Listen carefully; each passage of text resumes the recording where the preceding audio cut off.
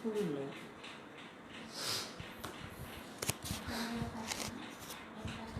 Share करें।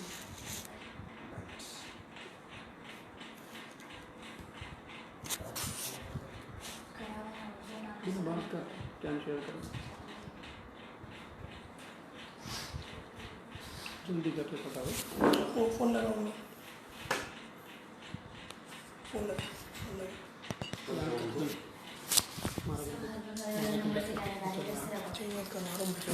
Mobile हमारा face देखेगा।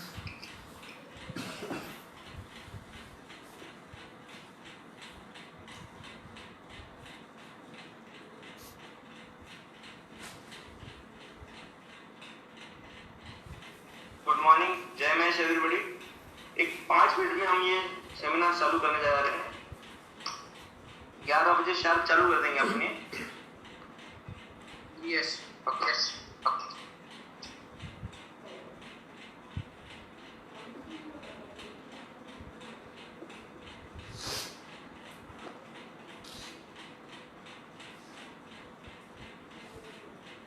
ये नोटबुक, पानी का गिलास इधर।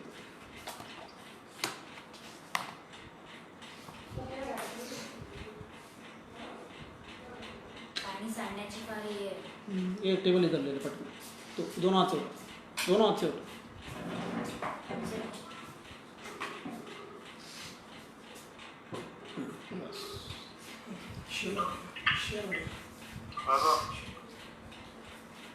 कहाँ गए?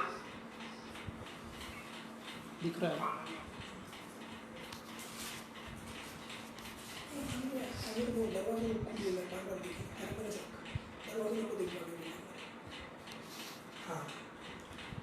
फेसबुक तेरे फेसबुक से चेक करना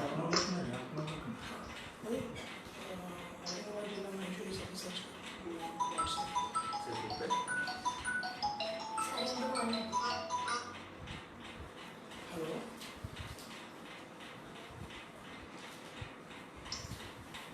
अच्छा एक मिनट, आप देखें।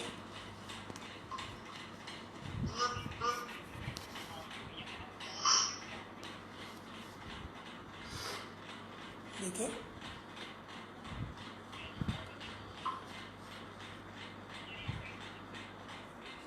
अच्छा अच्छा अच्छा,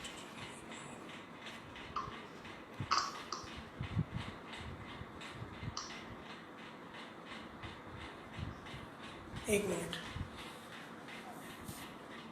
क्रॉस आया ना मेरे को से।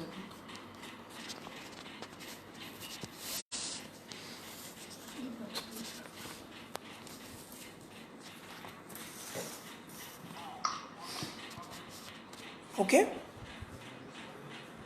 ठीक है।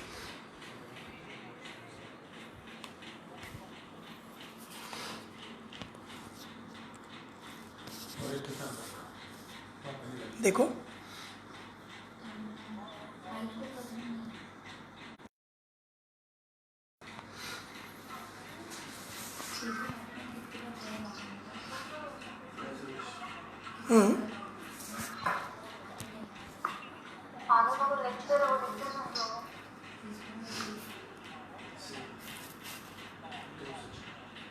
एक मिनट, आप देखो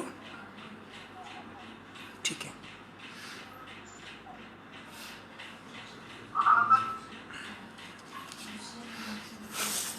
ये इतना भी आवाज नहीं चाहिए।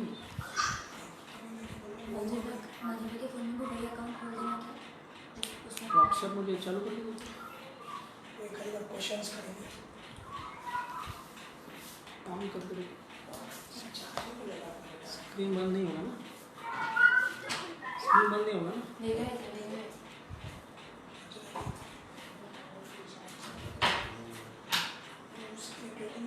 इसको टच मत करो, वायर को बिल्कुल टच मत करो।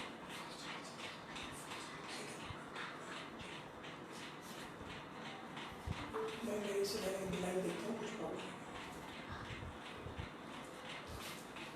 30 मिनट्स तक नहीं होता। दादा के इसको व्हाट्सएप पर अनइंस्टॉल कर दिया। दादा का फोन पासवर्ड भी निकाल दिया। अगर उनको आए हो तो कोई बटन ये कॉल भी चेक कर लो।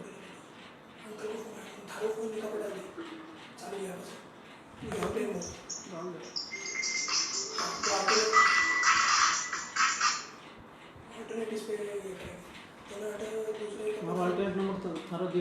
हार गया नहीं मुझे ये और छोटी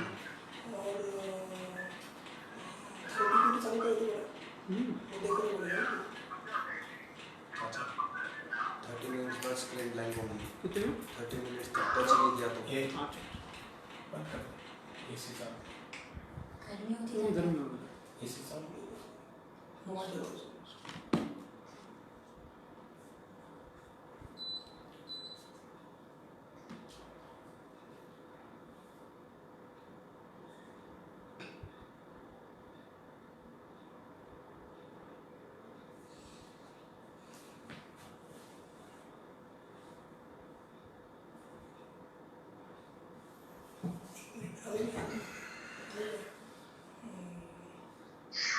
फेसबुक लॉगिन करता हूँ फेसबुक नेटवर्क चालू कर पहला औरंगाबाद जिला महेश्वरी में लाइव देख रही हूँ आनंद तोतला सी आनंद तोतला चलो हाँ ये लैपटॉप का अभी अभी ठीक है पापा कैसे औरंगाबाद जिला महेश्वरी से वो लाइव चले जाए लाइव शेयर कर जो लाइव चालू है ना वो शेयर कर बोले तो पापा के सारे कॉन्टैक्ट्स को देखेगा वो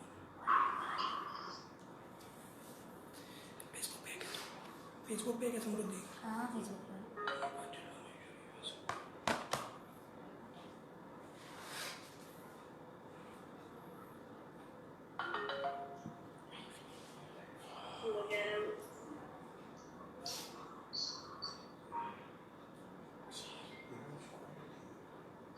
हेलो एवरीवन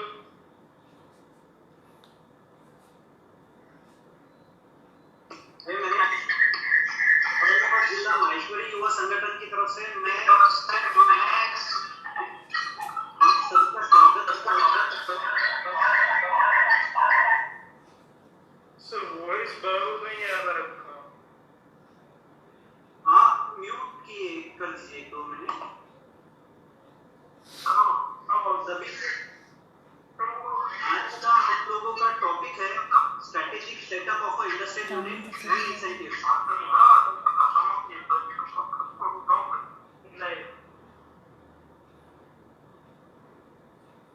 मैं हमारे भाई अनुज जी साडा को बोलता हूँ कि वो आज हमारे स्पीकर के बारे में इंट्रोडक्शन दें। थैंक यू आनंद। जय महेश। मैं औरंगाबाद जिला महेश्वरी युवा संगठन की तरफ से आप सभी पार्टिसिपेंट्स का स्वागत करता हूं। मैं इंट्रोड्यूस कर रहा हूं सीए अनुज जी चैंडर। कोइंसिडेंटली उनका और मेरा नाम सेम है। अनुज जी चैंडर ये सीनियर पार्टनर है एबी चैंडर एंड एसोसिएट्स औरंगाबाद। इनके पास जो एक्सपीरियंस है वो पास्ट 17 इयर्स का है which is a huge experience Indeed. सभी का अपना सीए जो करते हैं वो उनका कहीं ना कहीं स्पेशलाइजेशन होता है। तो अनुज जी चैंडर का स्पेशलाइजेशन है जो ये इंसेंटिव्स और स्कीम जो गवर्नमेंट स्टेट गवर्नमेंट और जो सेंट्रल गवर्नमेंट महाराष्ट्र गवर्नमेंट और जो सेंट्रल गवर्नमेंट की तरफ से इंडस्ट्री सेटअप करते हो जिन इंडस्ट्रीज को मिलती है इनका स्पेशलाइजेशन उसमें है। इतना ही नहीं इन्होंने एक किताब भी लिखी है जिसका नाम है package scheme of incentives and other incentives by Maharashtra government which is published by ICAI Institute of Chartered Accountants है। उसके वेस्टर्न रीजन ने इनकी बुक लॉन्च की है और पब्लिश की है which is highly appreciable। And इन्होंने काफी लेक्चर्स भी दिए हैं टेक्सटाइल इंडस्ट्री और फूड प्रोसेसिंग इंडस्ट्री पे। He was past president of Lions Club of Aurangabad Royal। So I wish him all the best। और हम अगला मैं माइक देना चाहूंगा श्री चैंडर जी को, Anuj ji चैंडर।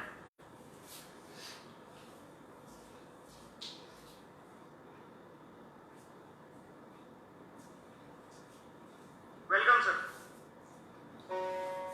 Good morning everybody. जय महेश। जय महेश। यस, सर्वप्रथम मैं बहुत बहुत बधाई देना चाहता हूँ औरंगाबाद जिला महेश्वरी युवा संगठन को जिन्होंने ये वेबिनार आयोजित किया। आज हम सब अपने घरों में लॉकडाउन है, लॉकडाउन की स्थिति में बैठे हैं और इस लॉकडाउन पीरियड में अच्छे अच्छे विषयों के साथ कुछ सीखना जैसे कि हम सब माहेश्वरी भाई है और हमारे ब्लड में बिजनेस है, तो लॉकडाउन में भी हम ये बिजनेस की भाषा कर रहे हैं, बिजनेस सीख रहे हैं, ये बहुत अच्छी बात है। मैं बहुत बहुत बधाई देता हूँ अध्यक्ष माहेश्वरी जिला युवा संगठन तथा सभी पदाधिकारियों का। मुझे जो टॉपिक दिया गया है, मेरा पसंदीदा टॉपिक है incentives, strategic start of industrial units with regard to various incentives by state and central governments. इसमें हम बात करेंगे कि कोई भी बिजनेस के प्लानिंग के साथ, जब हम कोई बिजनेस स्टार्ट करना है, इंडस्ट्री स्टार्ट करना है पर्टिकुलर, नॉट ट्रेडिंग की बात नहीं करूंगा मैं, बिकॉज इंडस्ट्री के लिए इंसेंटिव्स है, अभी कोई ट्रेडिंग के लिए कोई गवर्नमेंट इंसेंटिव्स नहीं देती है। तो जब हम कई इंसेंटिव्स है, लेकिन उसके जो प्लानिंग पार्ट है, वो प्लानिंग पार्ट हमें शुरुआत से ही करना पड़ता है। जब हम उसका कुछ सोच विचार चालू करते हैं कि हमें कुछ बिजनेस स्टार्ट करना है, फॉर एग्जांपल कोई ऑटोमोबाइल में जाना है, कोई फूड में जाना है, सो हमारा प्लानिंग स्टार्ट कहाँ से होगा? तो जब प्लानिंग स्टार्ट होगा तो पहली बात हम बात करेंगे कॉन्स्टिट्यूशन की, कि मुझे किस कॉन्स्टिट्यूशन में बिजनेस चालू करना है। मुझे प्रोप्राइटरशिप में करना है, मुझे पार्टनरशिप में करना है, प्राइवेट लिमिटेड में करना है। ये इसीलिए भी सोचना जरूरी होता है कि कभी कभी ऐसे स्कीम्स है यहाँ पे, जब मैं आगे आपको शेयर करूंगा, कि वीमेन एंटरप्रेन्योर्स, सो वीमेन एंटरप्रेन्योर्स में प्रोप्राइटरशिप, पार्टनरशिप, तो ये सभी कॉन्स्टिट्यूशन महत्व रखता है कोई स्कीम्स में। जैसे आजकल फार्मर प्रोड्यूसर ऑर्गेनाइजेशंस को महत्व दिया जा रहा है, सो फार्मर प्रोड्यूसर ऑर्गेनाइजेशंस को ज़्यादा बढ़ावा दिया जा रहा है स्टेट गवर्नमेंट की तरफ से, सेंट्रल गवर्नमेंट की तरफ से। तो हमें कॉन्स्टिट्यूशन पे पहला ध्यान देना है, कॉन्स्टिट्यूशन क्या करे, हमारे प्रोजेक्ट्स के लिए सुटेबल कॉन्स्टिट्यूशंस क्या है, उसके लिए हम बात करेंगे। देन लोकेशन,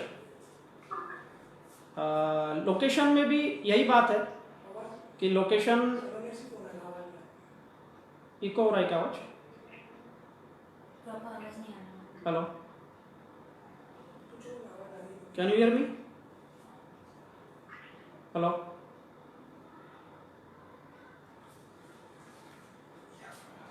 आप सुन रहे हैं?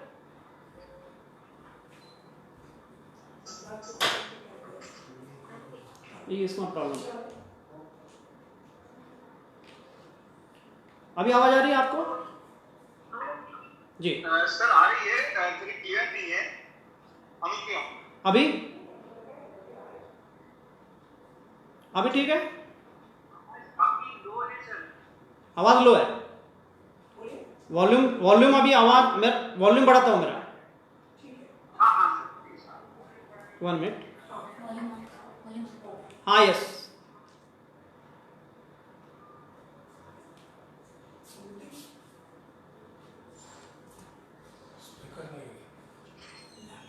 यस, अभी लोकेशन के बारे में हम बात करेंगे।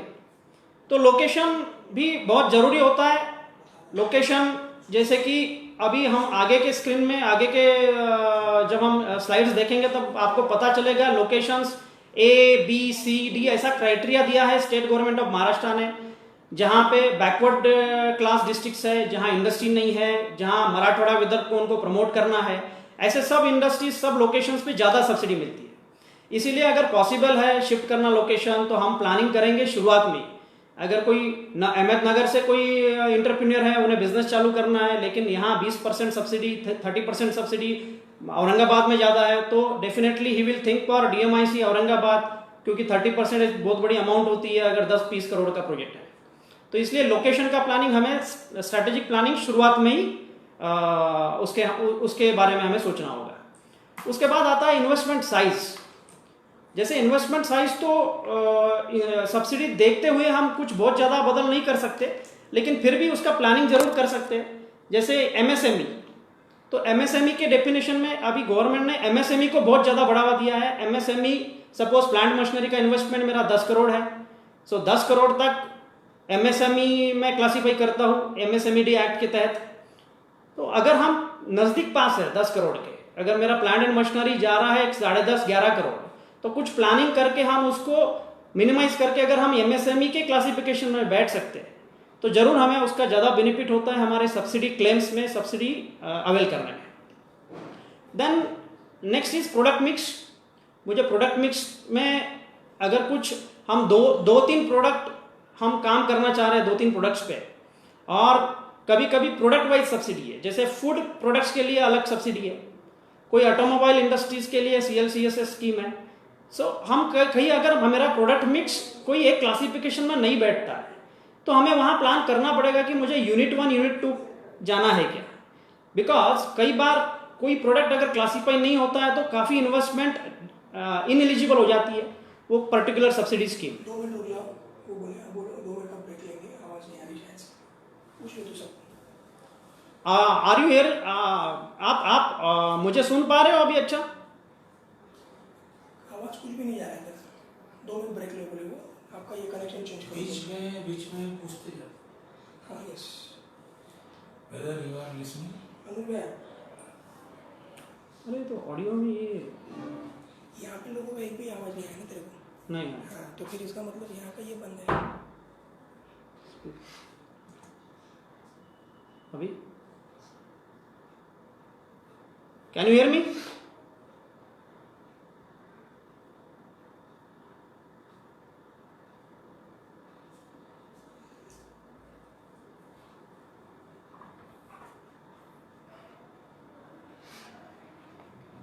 अनुज भैया, मैं मेरा ये शेयर कर रहा हूँ हॉटस्पॉट, बिना करे कर। हाँ लैपटॉप एक मिनट। हेलो, किसको लग रहा है? अरे कॉल है उनका। हेलो, हाँ हेलो, अच्छा अच्छा, हाँ रूम पे आके, अच्छा रूम खोलता। हेडफोन में वो कनेक्ट ही नहीं हो पा रहा है, मुझे हेडफोन से आवाज़ ही नहीं आ रहा। 1 मिनट, दूसरा हेडफोन ट्राई करता हूँ, कुछ प्रॉब्लम है।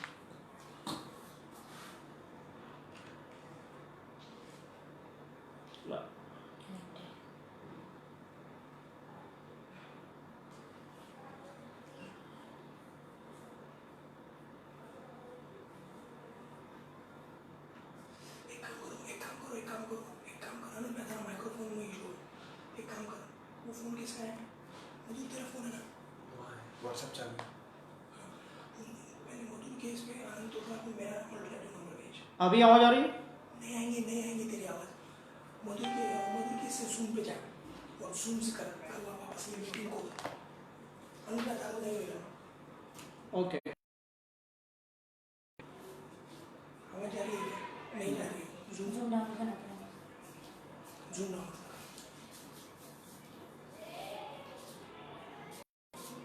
ऐसा कुछ टैब में फेसबुक है, उस पर फेसबुक से ले जाके फ़ोन से करना है जूम। एक सेकंड टैब लेके टैब को डिस्टर्ब हो जाएगा समझने बार बार।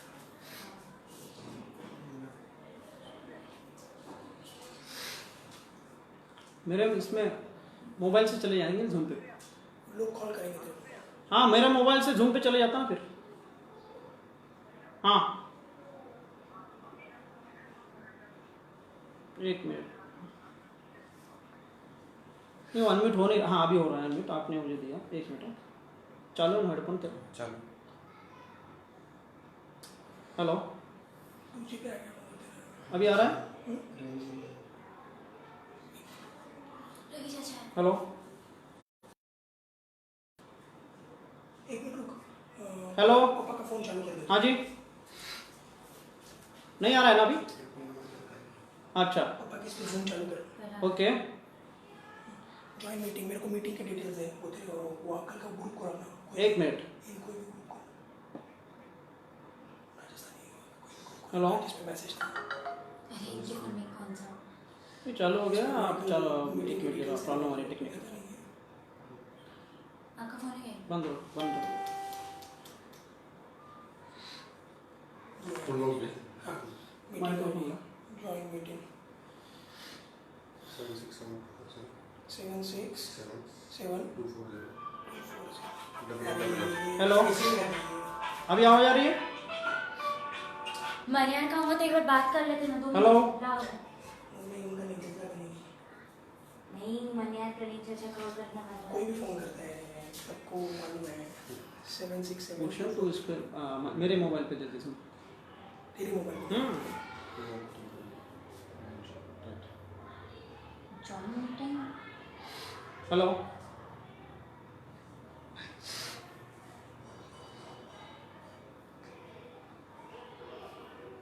मीटिंग पासवर्ड 1 2 3 4 5 1 3 2 5 4 5 हाँ आनंद, 1 3 2 4 5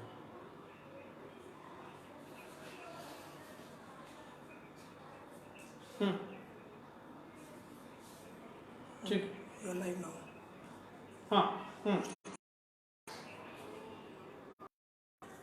नहीं तो यहाँ तो मेरा सिस्टम सेम है ना पूरा। अभी इससे क्या लोगे? अब ये वीडियो प्रीव्यू से ज्वाइन विथ वीडियो ये मुझे दिख रहा है।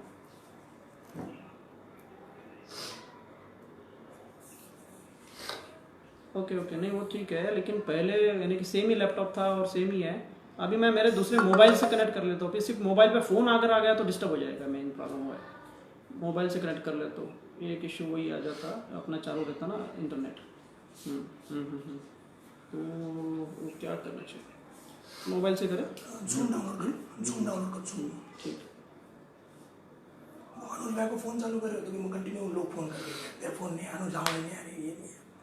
या नहीं ये इस पे झूम था ना मधुर के इस पे।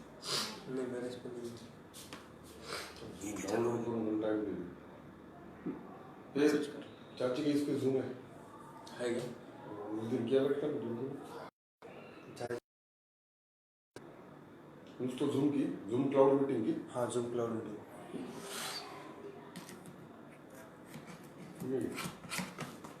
हाँ पकड़ेंगे, हम पकड़ेंगे। अरे बेटा यहाँ लाइव है फेसबुक।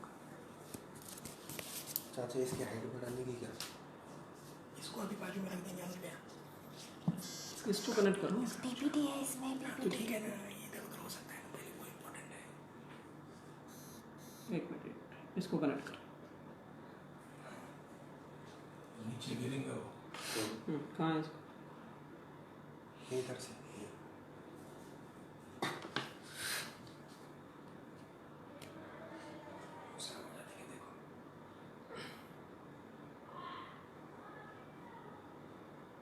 ऑन कहाँ है इसको? ऑन ही है, ऑन ही है, ऑन ही है। हेलो,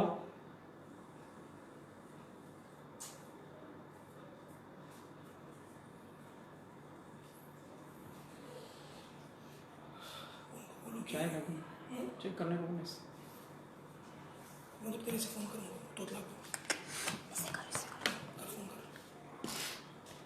उनको बोल जूम में लॉगिन किया मोबाइल से, अभी मैं आवाज़ आवा अनुज सगळा टोटल वीडियो कॉन्फ्रेंसिंग जहाँ स्टूडियो करा ना मैं, पर नहीं आ रही आवाज़, बिना अनम्यूट करना बोल। यहाँ से एक माइक्रोफोन चाचा का माइक्रोफोन चालू कर। नहीं जॉइन ऑडियो है, उन्होंने अनम्यूट किया नहीं। अब देखो उन्होंने मोबाइल से जूम पे लॉगिन किया है। अभी आवाज आ रही है? नहीं, मोबाइल पे लॉगिन किया है। ये डिस्कनेक्ट कर रहा है ऐसे। ये अनुज बोल के डिस्कनेक्ट कर, जूम ऑटो डिस्कनेक्ट कर दे। एंड मीटिंग करना। नहीं तो इसको इंटरनेट बंद कर दे यहाँ से, ये चीज़ कोई भी एक चीज़ कर फटक से। देखो उनको अनम्यूट करो आप, यहाँ से नेट बंद कर दो ना। दिख रही है। साइड से उसके साइड का ये हाँ ऑफ ऑफ ऑफ इंटरनेट बंद कर दो। हाँ ऑफ कर दो। 1 मिनट।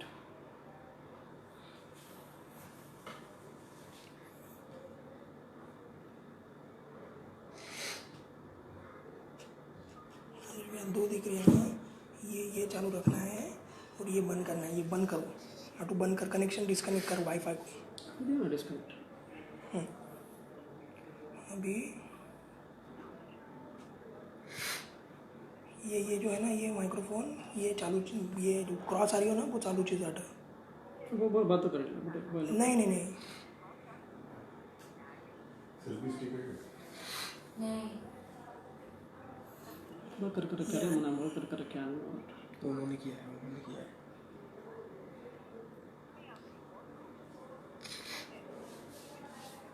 मैंने फोन कर रहा हो हूँ। गया आवाज बढ़ाओ, इसका आवाज बढ़ाओ यहाँ से, इसका आवाज बढ़ाओ यहाँ से, हेलो, आवाज का उधर से आवाज आ रही है बटा अंदर आ रही है, सगा की हाँ यस क्या है फेसबुक लाइव कर रहा है।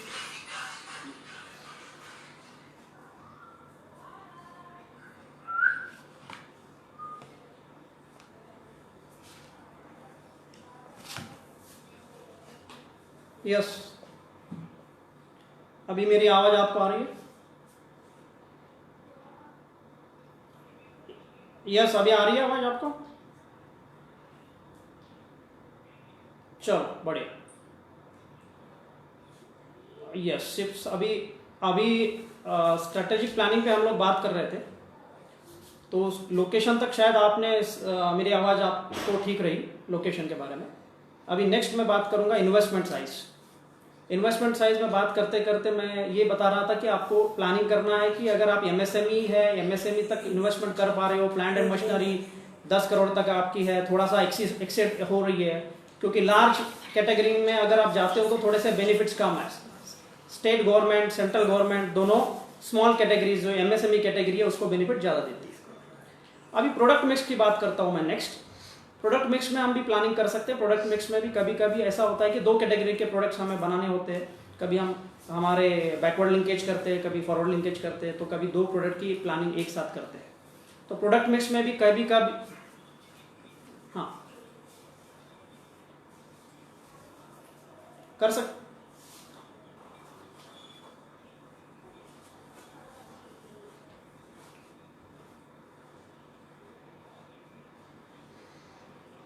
नहीं तो भाई मेरा डबल कनेक्शन आएगा मुझे मेरा।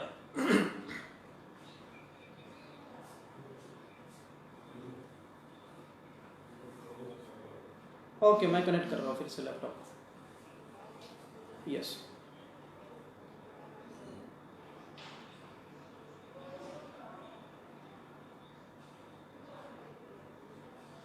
Meeting credentials, meeting credentials. अच्छा ठीक है, 1 मिनट प्लीज।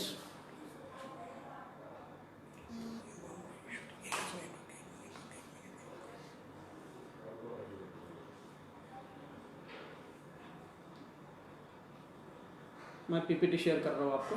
767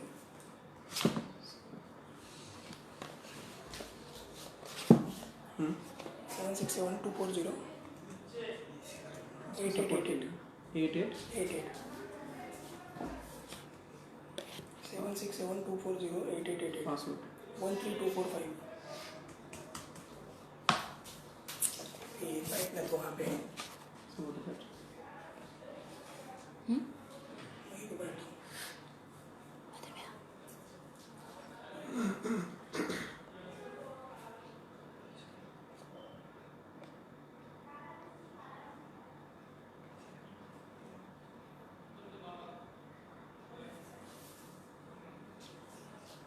अभी आप पीपीटी देख पा रहे हो? अच्छा ओके, सो स्टार्ट करेंगे प्रोडक्ट मिक्स से। प्रोडक्ट मिक्स आपने सुना? बहुत लोगों पर रिक्वेस्ट है कि अच्छा, कोई प्रॉब्लम नहीं। यस, कोई इशू नहीं। अभी आवाज पूरा क्लियर है? स्टार्ट करूं?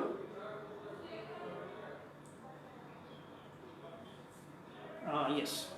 सो स्ट्रेटेजिक प्लानिंग से हम बात करेंगे। कोई भी इंडस्ट्री हम चालू करते हैं तो हमारा प्लानिंग होता है कि हमें कॉन्स्टिट्यूशन से स्टार्ट करना है, बिकॉज ये जो प्लानिंग मैं बता रहा हूँ उसको लिंक कर रहा हूँ इंडस्ट्रियल इंसेंटिव से। बिकॉज इंडस्ट्रियल इंसेंटिव से मैं लिंक कर रहा हूँ तो जब हमें शुरुआत में ही पता है कि कोई इंसेंटिव्स में कौन से प्लानिंग यानी कॉन्स्टिट्यूशन मेरा प्राइवेट प्रोप्राइटरशिप है, पार्टनरशिप है, प्राइवेट लिमिटेड है, तो कहाँ बेनिफिट ज़्यादा है, ये हमें हमारे सब्सिडी स्कीम को ध्यान में रखते हुए हमें प्लानिंग करना है कॉन्स्टिट्यूशन की। देन आता है लोकेशन। लोकेशन वाइज जैसे मैंने बताया पहले भी कि ABCDE ऐसे कैटेगरीज की है लोकेशंस की स्टेट गवर्नमेंट ऑफ महाराष्ट्र ने। तो स्टेट गवर्नमेंट ऑफ महाराष्ट्र ने जब कैटेगरी की है तो जब बैकवर्ड डिस्ट्रिक्ट्स को ज़्यादा बेनिफिट दी है उन्होंने। सपोज अभी फॉर एग्जांपल मैं बात करता हूँ अहमदनगर और औरंगाबाद की, तो अहमदनगर क्लासिफिकेशन होता है C-D के आसपास, और विदर्भ और मराठवाड़ा जोन ज़्यादा इंडस्ट्री बेनिफिट है प्रमोट करना है। तो अगर बॉर्डर डिस्ट्रिक्ट्स वाले अगर दूसरे डिस्ट्रिक्ट में जा सकते हैं, मूवेबल है, पॉसिबल है, इन्वेस्टमेंट्स बड़ी है और अगर इंसेंटिव्स ज़्यादा मिल रहे हैं आपको 30-40%, तो देन लोकेशन का प्लानिंग भी आपको शुरुआत में सोचना है। Next point regarding strategic planning is investment size. Investment size पे जब मैं बात करता हूँ तो आता है विषय MSME और लार्ज कैटेगरी में। आप MSME कैटेगरी में है तो आपको बेनिफिट ज़्यादा है। सेंट्रल गवर्नमेंट और स्टेट गवर्नमेंट दोनों MSME कैटेगरी को प्रमोट कर रहे हैं। MSME का डेफिनेशन चेंज होता है 10 crore plant and machinery investment के आगे। सो 10 करोड़ प्लांट एंड मशीनरी अगर आप नज़दीक पास हो उसके, तो वहाँ आप प्लानिंग कर सकते हैं कि अगर आप MSME में रहेंगे तो आपको ज़्यादा बेनिफिट है।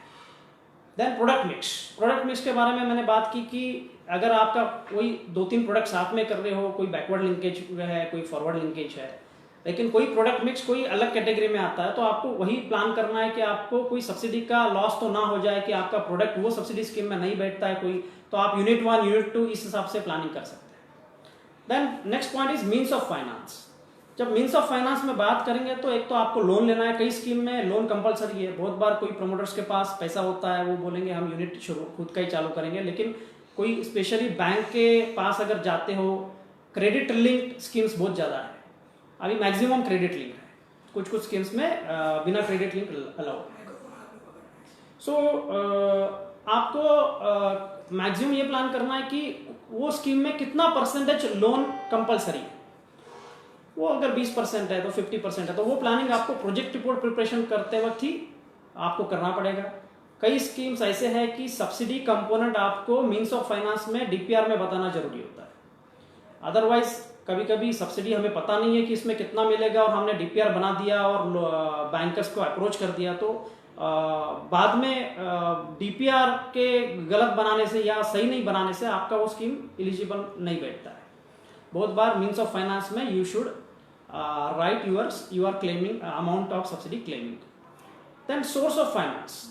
बहुत से स्कीम्स में सोर्सेस जो है वो सोर्सेस लिखा गया है कि आपको नेशनलाइज बैंक से लेना है लोन, आपको NBFC से लोन ले सकते हो, नहीं ले सकते हो। ये हर स्कीम्स में लिखा है कि सोर्सेस क्या होना चाहिए। So that sources is also important. उसी टाइम आपको फाइनल करना है कि मुझे कौन से बैंक को अप्रोच करना है। Again application timelines are there.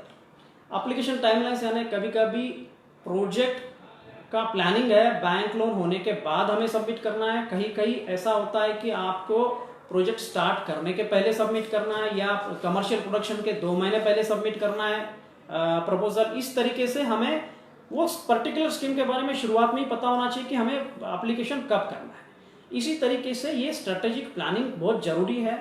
मैंने ऐसे कई प्रपोजल्स देखे हैं जिसमें 50-50 लाख रुपए लोग ले नहीं पाए ड्यू टू उन्होंने प्रोजेक्ट रिपोर्ट बनाते वक्त या बैंकिंग गाइडलाइन फॉलो नहीं किया, सोर्सेस ऑफ फाइनेंस को देखा नहीं कि कौन से बैंक से लेना है। तो ये बहुत बड़ा लॉस इंडस्ट्री को होता है। आज 2 करोड़ की इंडस्ट्री को 50 लाख एक बहुत बड़ा रकम है, हमारा वायबिलिटी हैम्पर हो जाता है। इस हिसाब से स्ट्रेटेजिक प्लानिंग हमें प्रोजेक्ट प्रिपरेशन के टाइम कंसल्टेंट के पास आप जब बैठोगे, आपके चार्टर्ड अकाउंटेंट के पास बैठोगे, जब आप प्रोजेक्ट प्लान करते हो, तो आपको बहुत जरूरी है कि आप कौन से स्कीम में जा रहे हो, कौन से बैंक के साथ जा रहे हो, ये सभी का स्टडी करना जरूरी है। That is your perfect start. अब हम प्लानिंग के बाद हम आएंगे। अभी मुझे बोला गया कि आपको 2 स्कीम पे ज़्यादा फोकस करना है। जो जनरल स्कीम है, जैसे state government of Maharashtra run करती है सभी इंडस्ट्रीज के लिए, all industries cover, that is उसका नाम है पैकेज स्कीम ऑफ इंसेंटिव्स 2009। ये 1 अप्रैल 2019 से आया है ये स्कीम। ये सभी इंडस्ट्री को इसके तहत, ऑल मैन्युफैक्चरिंग इंडस्ट्रीज को इसके तहत बेनिफिट है। और मैं दूसरा स्कीम डिटेल में कहूँगा जो सेंट्रल गवर्नमेंट का है, ministry of food processing industries. और बाकी 2-3 स्कीम्स और है जो सभी को काम आएगी, उसको एक जनरल रेफरेंस देते हुए हम आगे जाएंगे समय सीमा के कारण। तो हम पैकेज स्कीम ऑफ इंसेंटिव जो सभी के लिए, उसके ऊपर मैं बात करना चाहूँगा कि ये 1 अप्रैल 2019 से लागू हुई, जो चलेगी 31 मार्च 2024 तक, जिसमें हर मैन्युफैक्चरिंग इंडस्ट्रीज कवर होती है। अब मैन्युफैक्चरिंग इंडस्ट्रीज के बारे में हम बात करेंगे तो उसकी डेफिनेशंस वगैरह सभी दिए हैं। डेफिनेशंस में MSMED एक्ट के तहत जो भी मैन्युफैक्चरिंग इंटरप्राइजेस है वो सब कवर है। Then information technology manufacturing units cover है, बायोटेक्नोलॉजी मैन्युफैक्चरिंग यूनिट्स कवर है। Then mechanised food agro processing industries cover है, जिसमें कि पर्टिकुलरली डेयरी है, फ्रूट्स एंड वेजिटेबल प्रोसेसिंग है, ग्रेन प्रोसेसिंग है, फिश मीट पोल्ट्री है, कंज्यूमर फूड्स है, and particularly non alcoholic beverages from fruits and vegetables. Alcoholic को उनको प्रमोट करना नहीं है। सो ये सब एलिजिबल इंडस्ट्रीज है। मैक्सिमम सभी इंडस्ट्रीज कवर हो जाती है मैन्युफैक्चरिंग के डेफिनेशंस में। इसमें मीडियम भी आएगी, लार्ज इंडस्ट्रीज भी आएगी, उसके बारे में हम आगे बात करेंगे। नेक्स्ट इज, इसमें कौन सी इंडस्ट्रीज कवर नहीं है जो स्पेसिफिक उन्होंने डिबार किया है स्टेट गवर्नमेंट ऑफ महाराष्ट्र ने, that is beer liquor manufacturing industries, cigarette, bidi, any other tobacco containing products, then gutkha, paan masala manufacturing industries and any other products banned by central and state governments.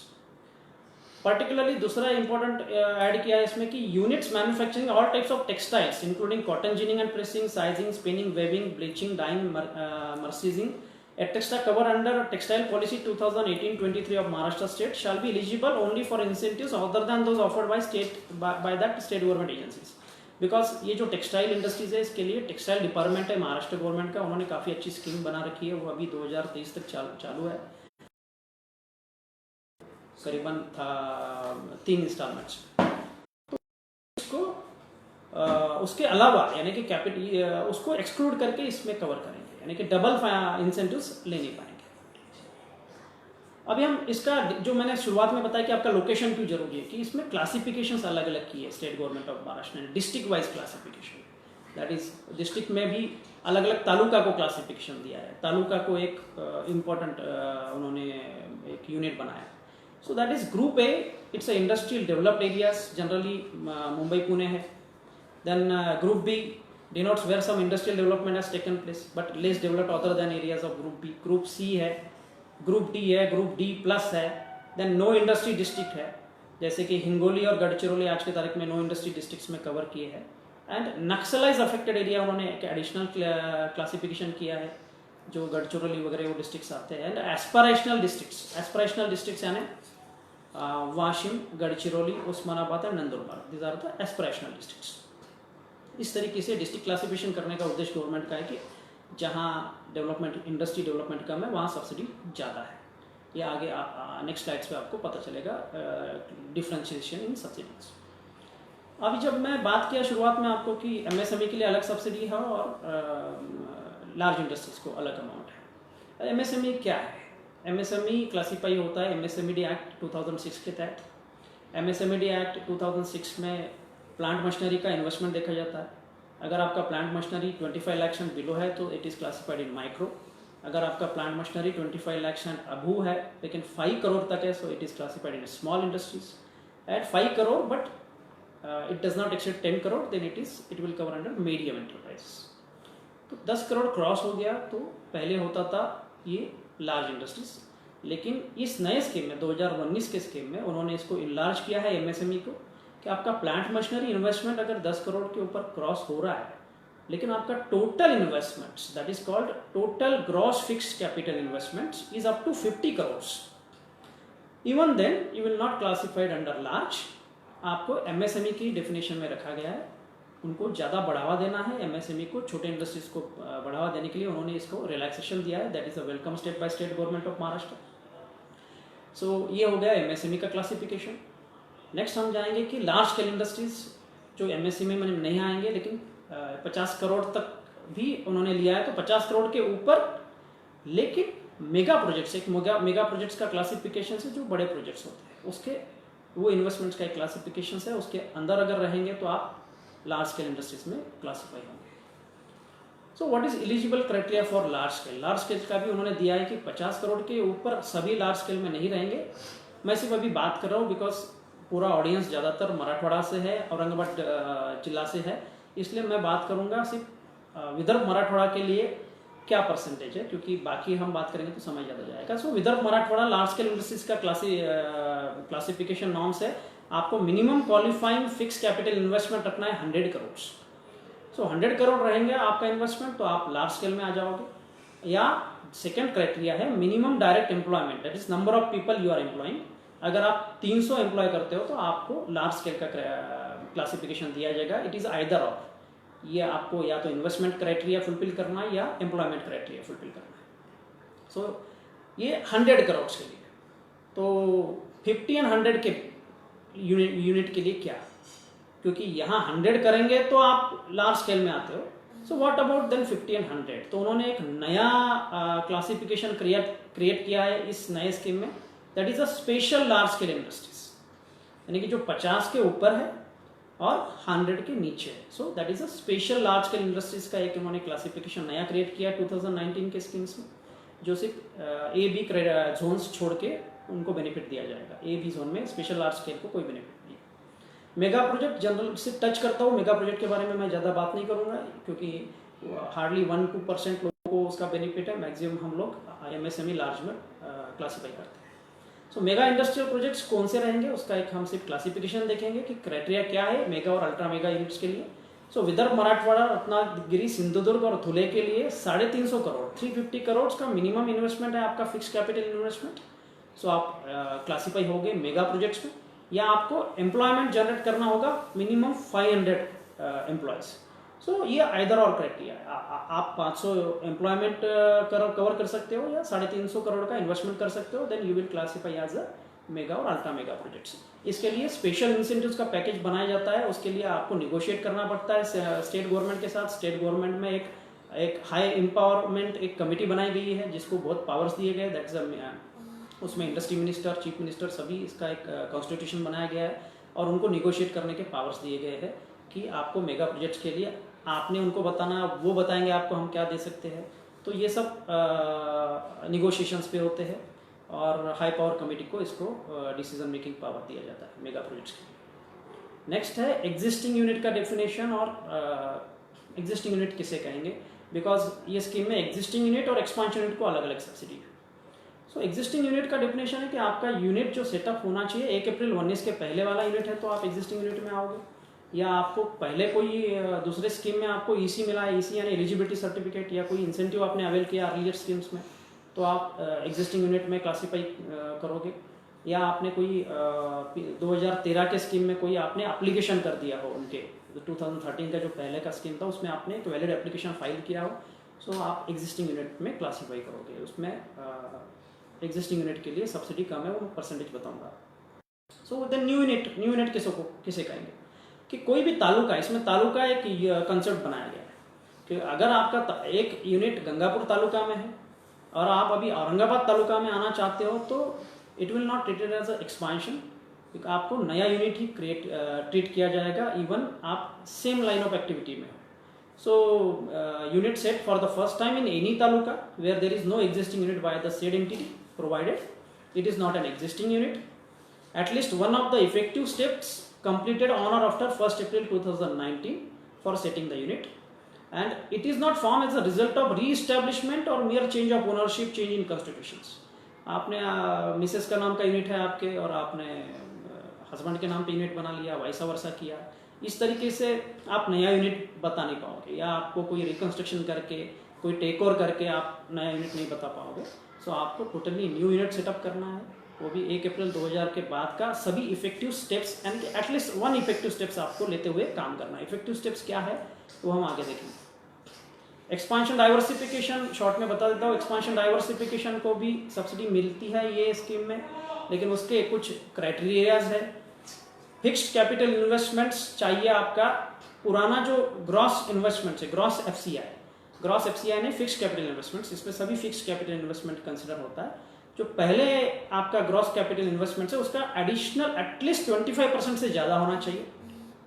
उसमें दिया है कि 5 crore for non MSME and 25 lakh for MSME। Minimum criteria भी दिया है कि अगर आप नॉन MSME हो, लार्ज में हो, तो आपको एटलीस्ट 5 करोड़ का एडिशनल इन्वेस्टमेंट करना है। और आप MSME क्राइटेरिया में हो एटलीस्ट 25% और 25 lakhs जो आपका ज़्यादा रहेगा वो आपको इन्वेस्टमेंट करना है। देन सिर्फ इन्वेस्टमेंट का क्राइटेरिया नहीं है, इसमें आपको कैपेसिटी भी इंक्रीज करना है। जब आप कोई एक्सपांशन में जाते हो और आप सिर्फ आप बिल्डिंग बनाओगे, मैं एक नए बिल्डिंग में शिफ्ट कर रहा हूँ, रेंटेड में है, सेम मशीनरी है और आप नए बिल्डिंग में शिफ्ट कर रहे हो, then it will not classify as a expansion. आपको एक्सपांशन के लिए बेनिफिट लेना है ये स्कीम में, तो आपको एडिशनल 25% कैपेसिटी इंक्रीज करना है। सो कैपेसिटी विल बी, सपोज आप कोई प्रोडक्ट के कार्टून्स बना रहे हो, 1 लाख यूनिट्स पर डे का आपका कैपेसिटी है, तो आपको एक्सपांशन करने के बाद आपका कैपेसिटी होना चाहिए 1,25,000 यूनिट्स पर डे। इस तरीके से आपको कैपेसिटी का भी नॉर्म्स फुलफिल करना है। And expansion diversification should increase the employment in non supervisory category at least to the extent of 10%। जो रेगुलर एम्प्लॉयज है आपके, लेबर कैटेगरी में, नॉन सुपरवाइजरी कैटेगरी में एटलीस्ट 10% से एग्जिस्टिंग आपका एम्प्लॉयमेंट बढ़ना चाहिए। And next 80% of such additional employment should be from amongst local persons. Local person से होना चाहिए 80%, बिकॉज लोकल एम्प्लॉयमेंट को उनको बढ़ावा देना है, यहाँ के स्थानिक लोगों को रोजगार मिलना चाहिए, इस हिसाब से उनको एक्सपांशन को बढ़ावा देना चाहिए। अगर ये क्राइटेरिया आप फुलफिल करते हो तो आपको एक्सपांशन डाइवर्सिफिकेशन केस में भी ये स्कीम में सब्सिडी मिलती है। तो सब्सिडी मिलना है तो आपको करना क्या है, तो आपको एक एलिजिबिलिटी सर्टिफिकेट के लिए अप्लाई करना होता है और एक एलिजिबिलिटी सर्टिफिकेट लेना होता है। After you get eligibility certificate आप एलिजिबल होते हो उसमें सब्सिडी क्लेम करने की। तो एलिजिबिलिटी सर्टिफिकेट कब मिलता है, इसके कुछ गाइडलाइंस है, डॉक्यूमेंट्स आपको सबमिट करना है after your unit commences production commence होने के बाद आपको एलिजिबिलिटी सर्टिफिकेट दिया जाता है, उनका विजिट होता है, डॉक्यूमेंटेशन वेरिफिकेशन होता है, CA सर्टिफिकेट है, chartered civil engineer architect certificates है, आपके बैंक अप्रेजल रिपोर्ट्स है, सैंक्शन लेटर्स है, और काफ़ी लंबी चौड़ी लिस्ट है कि आपका MSAB कनेक्शन देखा जाएगा आपने कब लिया है। ये सभी वेरिफिकेशंस होने के बाद आपको एक सर्टिफिकेट इशू किया जाता है कि आप इतना इन्वेस्टमेंट आपका एलिजिबल है और आपको टोटल एलिजिबल इन्वेस्टमेंट्स आपकी इतनी उसमें मेंशन होता है और उसका पीरियड मेंशन होता है। साथ ही साथ ये सर्टिफिकेट आपको डिस्ट्रिक्ट इंडस्ट्री से लेना है, जहाँ भी जो भी आपकी अथॉरिटी है, और उसके साथ साथ आपको एक eligible unit needs to obtain a separate registration as allowed in section 25(2) of Maharashtra goods and service tax act. इसमें हम यूनिट सब्सिडी यूनिट है, हम सब्सिडी क्लेम करेंगे, ये हमें GST डिपार्टमेंट से एक आइडेंटिफिकेशन सर्टिफिकेट लेना पड़ता है। पहले इसके प्रीवियस स्कीम में इसको आइडेंटिफिकेशन सर्टिफिकेट कहा जाता था, अभी इसको एक सेपरेट रजिस्ट्रेशन का नाम दिया गया है। और ये इसके लिए लेना है क्योंकि हमको जो रिम्बर्समेंट मिलेगा वो हमारा GST का रिम्बर्समेंट मिलेगा, SGST का रिम्बर्समेंट मिलेगा, इसलिए वो डिपार्टमेंट को भी कनेक्ट किया है इंडस्ट्रीज डिपार्टमेंट ने। सो और next step is eligibility period, यानी कि हमको एलिजिबिलिटी सर्टिफिकेट मिला है तो उसमें एक एलिजिबिलिटी पीरियड भी मेंशन होता है। सो एलिजिबिलिटी पीरियड क्या है, वो हर criteria departments ABCD district wise अलग अलग एलिजिबिलिटी पीरियड होता है, वो हम नेक्स्ट स्लाइड में देखेंगे आप। एंड ऑपरेटिव पीरियड, एक ऑपरेटिव पीरियड भी दिया है कि यूनिट आपको कब तक ऑपरेट करके रखना है, यानी कि आपने सब्सिडी ली और आपने 5 साल 6 साल में यूनिट बंद कर दिया, तो ये गवर्नमेंट का ये इंटेंशन नहीं है। गवर्नमेंट का इंटेंशन है आपका यूनिट, आपका जो एलिजिबिलिटी पीरियड है और ऑपरेटिव पीरियड है वो पूरे पीरियड तक चलना चाहिए। ये पूरा उनके गाइडलाइंस, उनका GR है, वो GR के हिसाब से आपको ऑपरेटिव पीरियड तक यूनिट रन करना होता है। सो जनरली इन्वेस्टमेंट कौन सा क्लासीफाई होगा, कितना इन्वेस्टमेंट क्लासीफाई होगा, ये हमने आगे हम देखेंगे कि फिक्स्ड इन्वेस्टमेंट्स में क्या क्या क्लासीफाई होगा, लेकिन क्या इन्वेस्टमेंट पीरियड क्या होगा कि हमने बिल्डिंग प्लान मशीनरी का प्लान किया तो कितने पीरियड में हमें वो इन्वेस्टमेंट हमारा एलिजिबल होगा। सो MSME के लिए दिया गया है 3 years, MSME के लिए दिया गया है 3 years, एंड स्पेशल LSI के लिए दिया गया है 4 years। जो नया उन्होंने दिया है कि 50 करोड़ और 100 करोड़ तक special LSI, so that is 4 years। And for LSI उन्होंने टेबल में दिया गया है कि आगे मेगा और अल्ट्रा मेगा के लिए 5 years। So generally MSME category को 3 साल के अंदर का पूरा इन्वेस्टमेंट एलिजिबल होता है।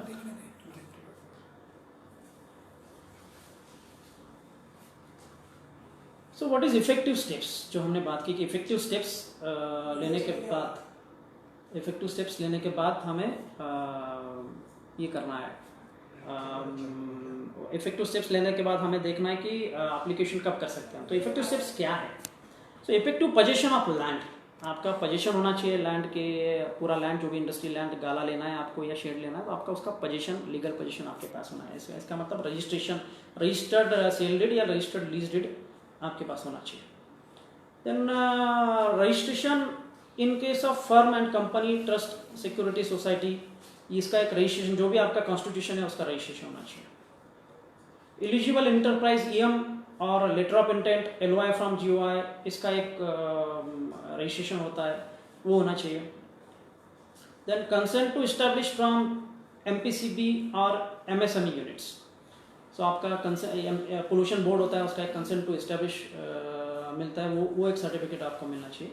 And IM LSI unit, copy of enterprise mega unit के लिए एक आईएम का सर्टिफिकेट होता है, वो आपको अवेल करना है कंसर्न अथॉरिटी से। तो ये सभी आपके स्टेप्स होने के बाद you will be eligible as a effective unit. Effective steps complete किए ये समझा जाएगा और आप एलिजिबल होंगे एप्लीकेशंस के लिए। 1 मिनट, वीडियो नहीं आ रहा।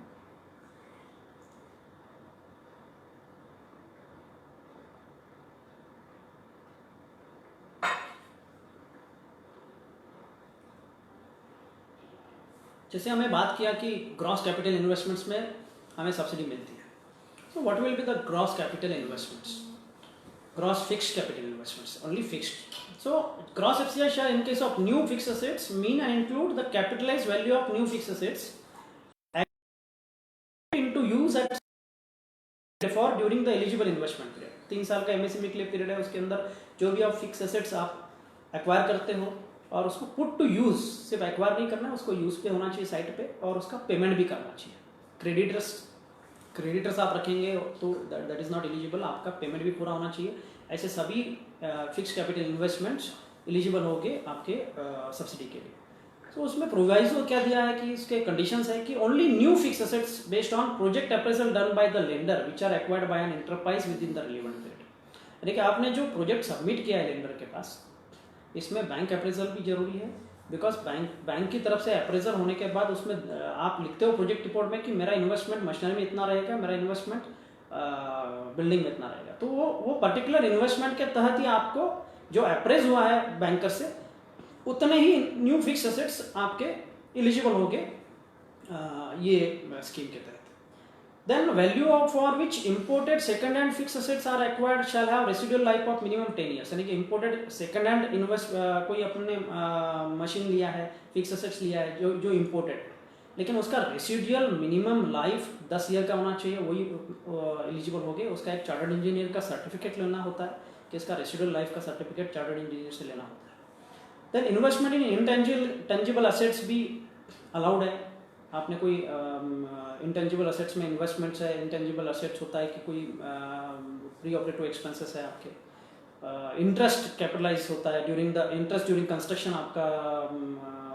आपको बियर करना पड़ता है जब आप कंस्ट्रक्शन फेज में होते हो, टर्म लोन का इंटरेस्ट। ये पूरा up to 10% of total project cost, maximum इसका लिमिट दिया गया है इंटेंजिबल असेट्स का, वो आपको लेना है, इट इज एलिजिबल। देन इसका एक कंडीशन ऐसा है कि आपने जो भी फिक्स एसेट्स एक्वायर किए हैं that cannot be disposed of, sold, shifted और written off without prior permission। आपने कोई मशीनरी ले ली है और बाद में 2 साल के बाद उसको बेच दिया है, ये आपको नहीं चलेगा। इसके गाइडलाइंस है और आपको इसका प्रायर परमिशन लेना है। अगर कोई कारणवश आपको चेंज करना है तो वो पर्टिकुलर कंडीशंस डालते हुए अथॉरिटी आपको इसका परमिशन देती है।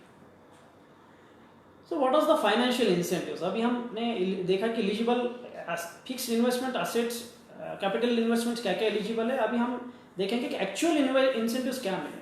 तो पहले मैं क्लैरिफाई करता हूँ कि ये जो स्कीम है, पैकेज स्कीम ऑफ इंसेंटिव्स 2009, इसमें कोई कैश इंसेंटिव्स नहीं है कि आपने इन्वेस्टमेंट कर दी कि 35% 25% हमारे से कैश ले लो, ये ऐसा कोई स्कीम नहीं है। इसमें रिम्बर्समेंट स्कीम है, यानी कि आपको यूनिट चालू करना है और उसके बाद आपका यूनिट रन करना है, आपको गवर्नमेंट को CGST पे करना है और CGST यानी कि आपको सेल्स करना है, एंड उसके बाद आप एलिजिबल होते हो reimbursement of SGST, interest subsidy और power tariff subsidy.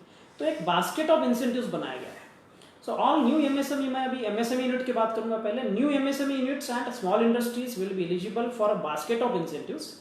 Basket of incentives में क्या क्या कवर है? फर्स्ट इज GST रिफंड, आपका जीएसटी कितना कलेक्ट किया है आपने सेल्स के ऊपर, then interest subsidy, then second is power tariff subsidy, and fourth is electricity duty. ये इसका कॉम्बिनेशन मिलके आपका एक amount, total yearly amount calculate होगा, और वो ईयरली अमाउंट आपको रिम्बर्समेंट के तहत मिलेगा।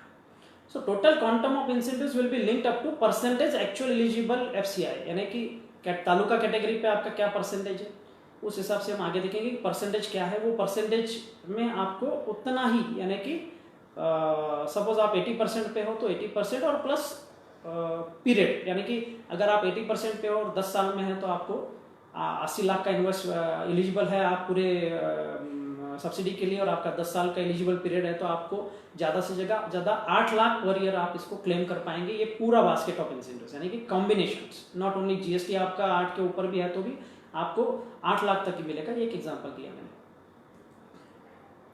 सो इंसेंटिव्स कितना मिलेगा, यानी मुझे एमएसएमई में हूँ तो मैं सिर्फ विदर्भ मराठवाड़ा की बात करता हूँ, वहाँ पे 80% फिक्स कैपिटल इन्वेस्टमेंट है।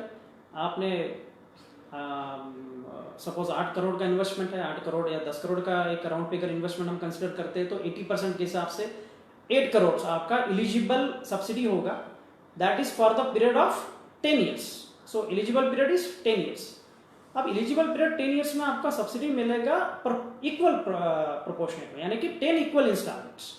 10 करोड़ का एलिजिबल इन्वेस्टमेंट है, आपका सब्सिडी क्वांटम आपका डिसाइडेड है मराठवाड़ा, विदर्भ मराठवाड़ा, रत्नागिरी, सिंधुदुर्ग और धुले के लिए 80%, यानी कि 10 करोड़ का आपका एलिजिबल हो गया 8 करोड़, लेकिन आपका एलिजिबल पीरियड है 10 years. So per year your eligible investment is 80 lakhs। So 80 lakhs तक आप इसका रिम्बर्समेंट क्लेम करोगे आपका यूनिट प्रोडक्शन चालू होने के बाद ईयरली बेसिस पे। So next is claims. जैसे आपको एलिजिबल सर्टिफिकेट मिल गया, सभी डॉक्यूमेंट सबमिट करने के बाद, आपका प्रोडक्शन चालू होने के बाद आपको एलिजिबल सर्टिफिकेट मिल गया और आपको ईयरली क्लेम करना है। सो ईयरली क्लेम आपको कंपलसरीली करना है। क्लेम के बगैर आपको सिर्फ एलिजिबिलिटी सर्टिफिकेट लेने से आपका इंसेंटिव आपके अकाउंट में आ जाएगा, ऐसा नहीं है। आपको ईयरली क्लेम्स करना है। क्लेम के उसके गाइडलाइंस दिए हैं, उसका पीरियड दिया है, और वो जो पीरियड है, जैसे कि आपको इंटरेस्ट और इलेक्ट्रिसिटी सब्सिडी का क्लेम करना है within 6 months from the end of the financial year. And SGST के लिए थोड़ा समय दिया है, बिकॉज एसजीएसटी का ऑडिट होता है, जहां ऑडिट केसेस है उसके लिए समय दिया है। तो फाइनेंशियल ईयर एंड होने के बाद आपको 9 months, यानी आपका फाइनेंशियल ईयर मार्च 2020 में एंड हो गया, और आपका इसका क्लेम आप कर पाओगे फरवरी 2021 तक।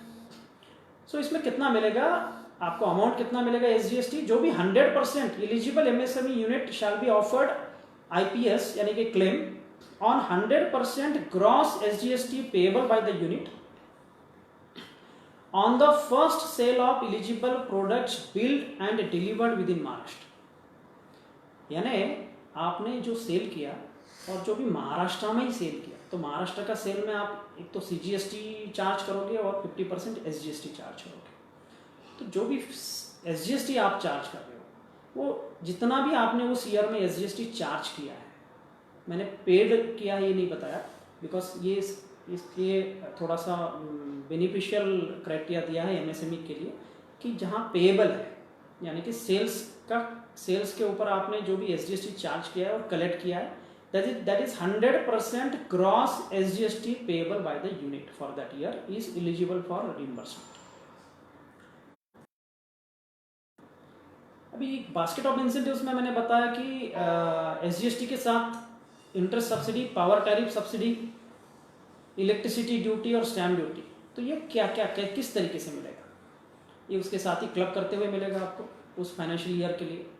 सो जो उसका हमने अपर लिमिट देखा है, जैसे 10 करोड़ में आपका अपर लिमिट है 80 लाख, 80 lakhs पर ईयर, तो 80 lakhs के तहत ये सभी आना चाहिए इसमें। 80 lakhs के ऊपर अगर जाता है तो उसका क्लेम होगा 80 lakhs तक। सो इंटरेस्ट सब्सिडी कितना, interest subsidy at the rate 5% per annum on term loan for project, maximum up to electricity bill paid for the year. यानी आपका टर्म लोन आपने पर्टिकुलर उस प्रोजेक्ट के लिए 1 करोड़ टर्म लोन लिया है और आपने 10% रेट ऑफ इंटरेस्ट से बैंक ने आपको सैंक्शन दिया है, आपका टर्म लोन होगा 10 लाख रुपए 1 करोड़ के ऊपर, लेकिन आपको इंटरेस्ट सब्सिडी मिलेगी 5%, यानी 5 lakhs।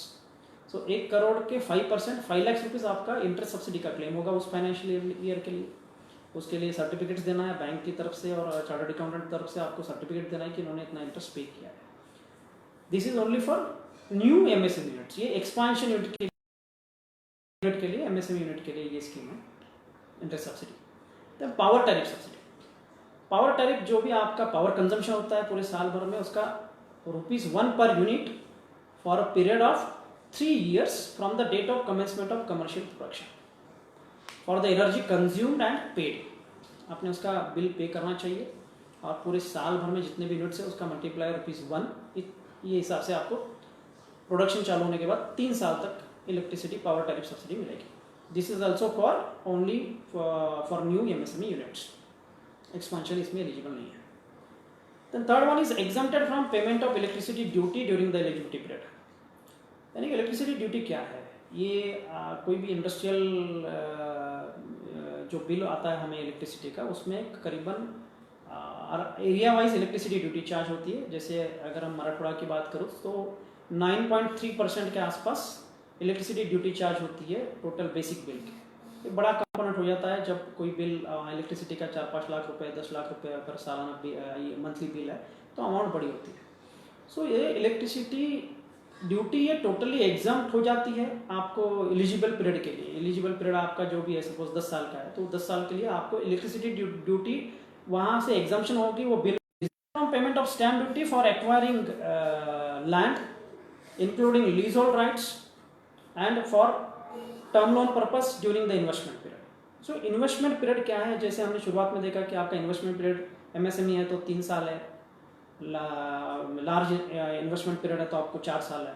इस तरीके से वो इन्वेस्टमेंट पीरियड के तहत आपने अगर लीज होल्ड राइट्स पे ज़मीन लेते हो या अगर खुद खरीदी करते हो आप ज़मीन, तो ज़मीन के ऊपर जो आपको स्टैम्प ड्यूटी भरना है, जो ज़मीन आपकी इंडस्ट्रियल एक्टिविटी के लिए यूज़ होगी वो स्टैम्प ड्यूटी आपको पूरा एग्जाम्पशन हो जाएगा।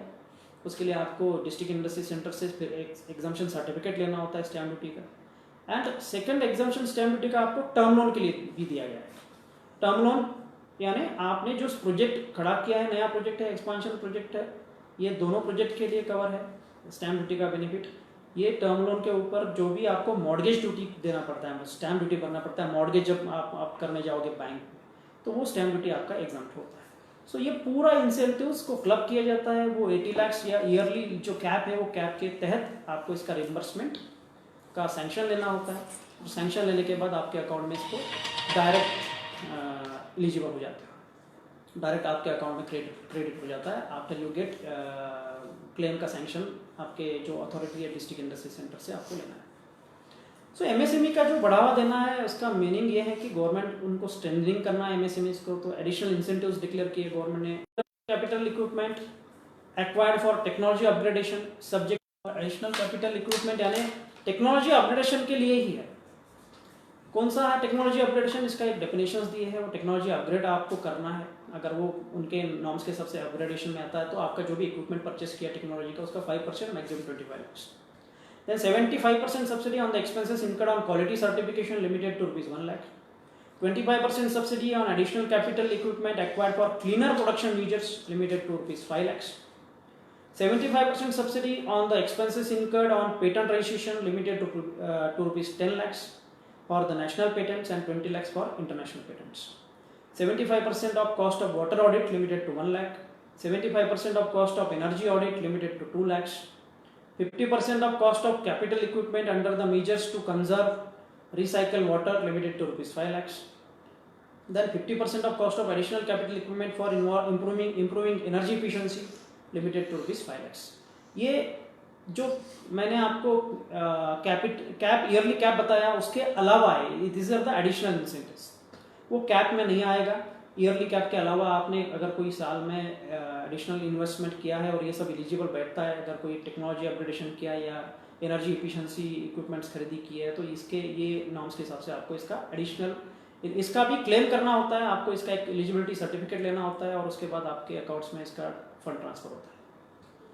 सो एडिशनल इंसेंटिव्स में और क्या है, एमएसएमई के लिए क्या दिया गया है। So incentive for credit rating for MSMEs that is 75% of the cost of carrying out industries development bank of India government accredited credit rating agency limited to ₹40,000, 40,000 तक क्रेडिट रेटिंग का खर्चा आपको गवर्नमेंट देगी।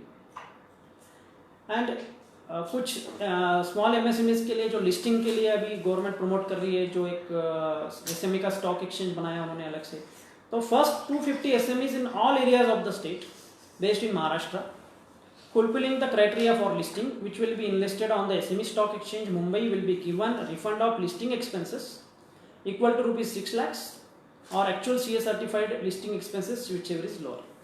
So maximum 6 lakhs तक ये listing का जो भी खर्चा है सिर्फ 250 SME यूनिट्स के लिए इनको प्रमोट करना है, देना है। So these are the benefits for MSMEs। LSI और स्पेशल LSI के लिए क्या है, तो इसमें जैसे क्राइटेरिया आपको पहले ही बताया कि LSI स्पेशल LSI 50 करोड़ के और 100 के ऊपर special LSI and 100 and Abu जो है वो LSI 100 करोड़ एंड अबू। ये दोनों के लिए उन्होंने कंबाइंड क्राइटेरिया रखा है कि आपको 80% ऑफ फिक्स कैपिटल इन्वेस्टमेंट मिलेगा but for period of only 9 years, यानी कि टोटल एलिजिबल इंसेंटिव जो भी रहेगा डिवाइडेड बाय 9 होगा और वो ईयरली कैप के हिसाब से आपको क्लेम मिलेगा। बट इसमें क्लेम में शॉर्ट किया है, क्लेम में शॉर्ट इस तरीके से किया है जैसे MSME यूनिट के लिए SGST पेएबल अलाउड है आपको क्लेम करना, इसमें थोड़ा सा क्लेम के लिए उन्होंने दिया है कि eligible LSI unit shall be offered claim IPS claim on 50% of gross SGST payable. उसमें 100% था MSME के लिए, यानी कि जितना भी SGST आपने चार्ज किया पूरा आप क्लेम कर सकते थे। इसमें लार्ज यूनिट के लिए दिया है 50% of gross SGST payable by the unit on the first sale of eligible products build and delivered within Maharashtra. ये महाराष्ट्र के लिए जो सेल करेंगे उसमें यानी कि SGST only SGST is covered. And special LSI का जो कैटेगरी बनाया 50 करोड़ एंड 100 करोड़ के फिक्स कैपिटल इन्वेस्टमेंट्स के लिए उनका रिइंबर्समेंट होगा payment basis. So that is for 40% of net SGST paid by the unit on the first sale of eligible products built and delivered within Maharashtra। ये difference आप समझ लो जो बड़े यूनिट के लिए है। ये 50 एंड 100 के लिए उन्होंने पेमेंट बेसिस पे किया तो थोड़ा सा टफ होता है उनके लिए क्लेम, बिकॉज पेमेंट कम होता है। आप सेट अप करने के बाद आप पेमेंट करते हो SGST का तो थोड़ा सा पेमेंट कम होता है। उस केस में आपको स्पेशल LSI जो कैटेगरी में आपका रिइंबर्समेंट कम हो सकता है। एक्सपांशन के लिए मैं बताना रह गया, एक्सपांशन के लिए आपको कितना सब्सिडी है, तो जो भी आपका कैटेगरी है जो भी डिस्ट्रिक्ट है उसको न्यू यूनिट के लिए जितना सब्सिडी एलिजिबल है उसका 80% ऑफ इंसेंटिव्स आपको एक्सपांशन के लिए मिलेगा। अगर आप न्यू यूनिट्स के लिए 80% आपको एलिजिबल है तो 80% का 80% इंसेंटिव्स मिलेगा आपको एलिजिबल फिक्स कैपिटल इन्वेस्टमेंट्स पे एक्सपांशन यूनिट्स के लिए।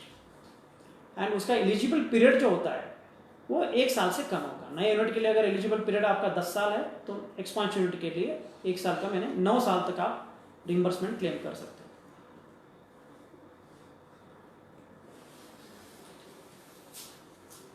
अभी हम बात करेंगे LSI और स्पेशल LSI यूनिट्स के लिए। उन्होंने उनके लिए स्टैम्प ड्यूटी का वेवर दिया है, बिकॉज इंटरेस्ट और electricity waiver LSI special LSI के लिए नहीं है, लेकिन स्टैम्प ड्यूटी का waiver new as well as units undertaking expansions उसके लिए stamp duty during the investment period only in C, D+ talukas, ये सब A और B तालुकास के लिए बेनिफिट उन्होंने दिया नहीं है। ईयरली कैप की मैंने आपको बात कर दी, ईयरली कैप क्या रहेगा। अब ईयरली कैप में क्या होता है कि आपका ईयरली कैप है सपोज 80 lakhs और लेकिन उस पीरियड में आपका जो बास्केट ऑफ इंसेंटिव्स है यानी कि आपका इंटरेस्ट सब्सिडी, इलेक्ट्रिसिटी सब्सिडी और आपका GST, इसका कंपोनेंट आपका हो गया सपोज 60 lakhs। सो आप 80 lakhs क्लेम नहीं कर पाओगे क्योंकि आपका टोटल है 60 lakhs, तो आपका डेफिसिट हो गया उस पीरियड का। ये डेफिसिट जो होगा ये आपका सब्सिडी का लॉस ही समझा जाएगा, बिकॉज ये कैरी फॉरवर्ड नहीं होता है। आपने काम कम किया या आपका उस एलिजिबल उस पीरियड में SGST का टोटल कम हो गया तो that will be deficit consider होगा। वो उस साल में 80 lakhs नहीं मिलेगा, आपको 60 lakhs मिलेगा।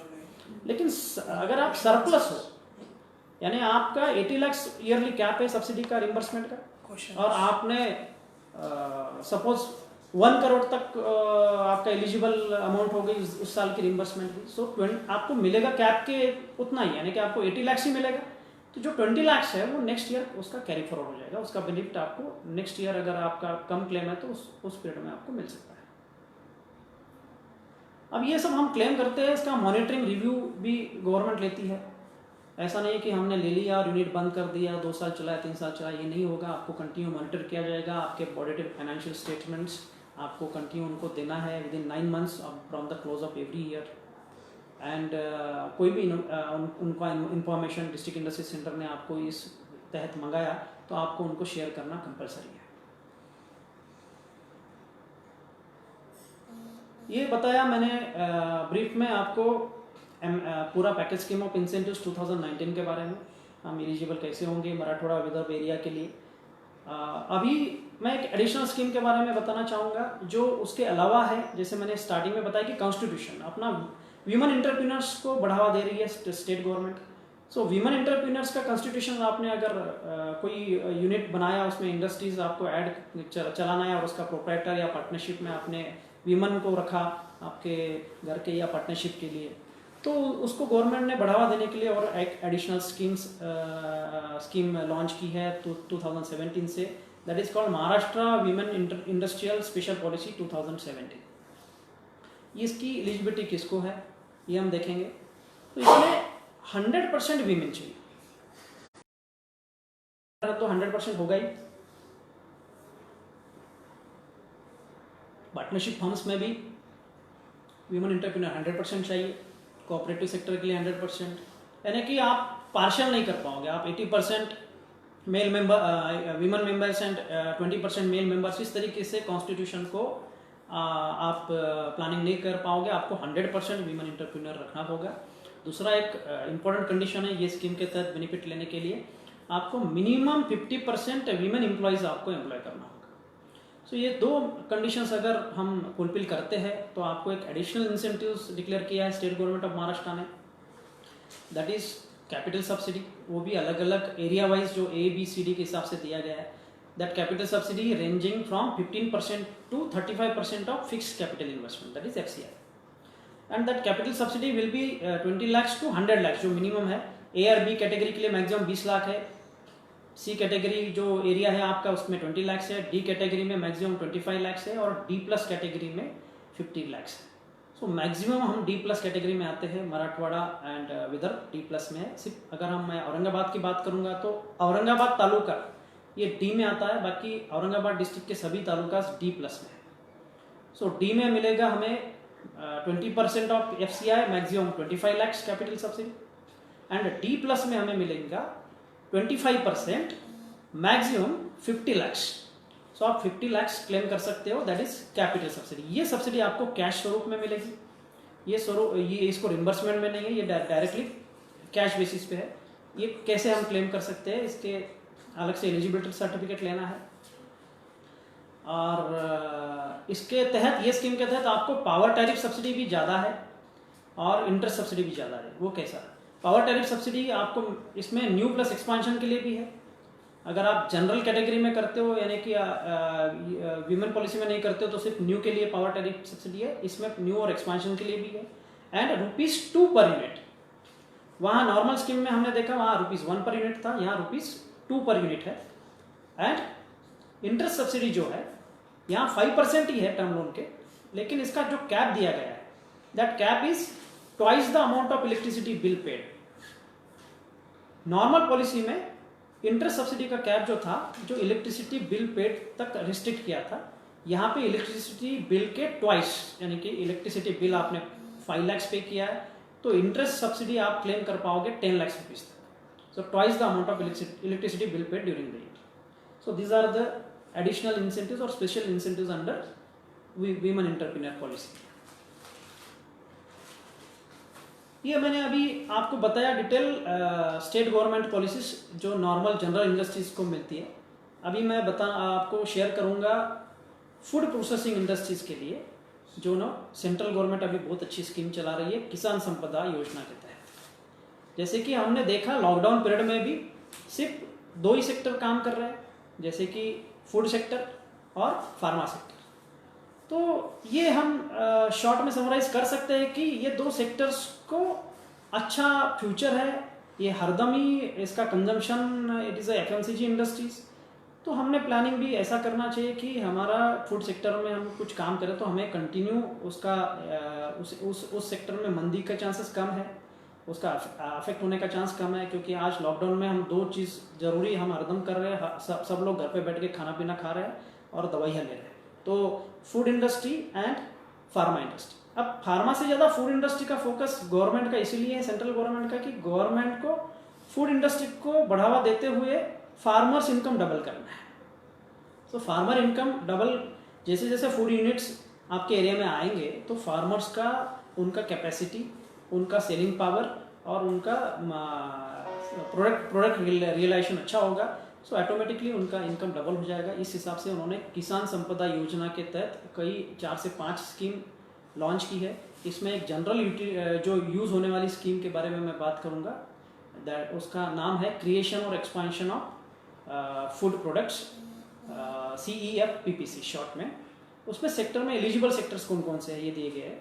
So all food processing sectors like fruit and vegetable processing, then ready to eat, ready to cook food products, breakfast cereals, snacks, bakery and other food products including nutritional health foods, grains, pulses, oilseed milling and processing based on modern technology, modern rice milling, then other agri-horti products including spices, coconut, soybean, mushroom processing, honey processing and fruit and honey based wine।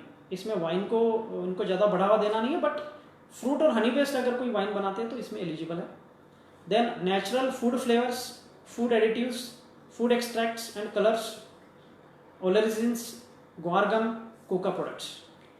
इस तरीके से ये eligible sectors है जिसमें आपको किसान संपदा योजना के तहत सब्सिडी मिलेगी। देन इसमें कवर किया है उन्होंने अभी jaggery from sugar cane and value added products from jaggery except sugar mills covered नहीं है।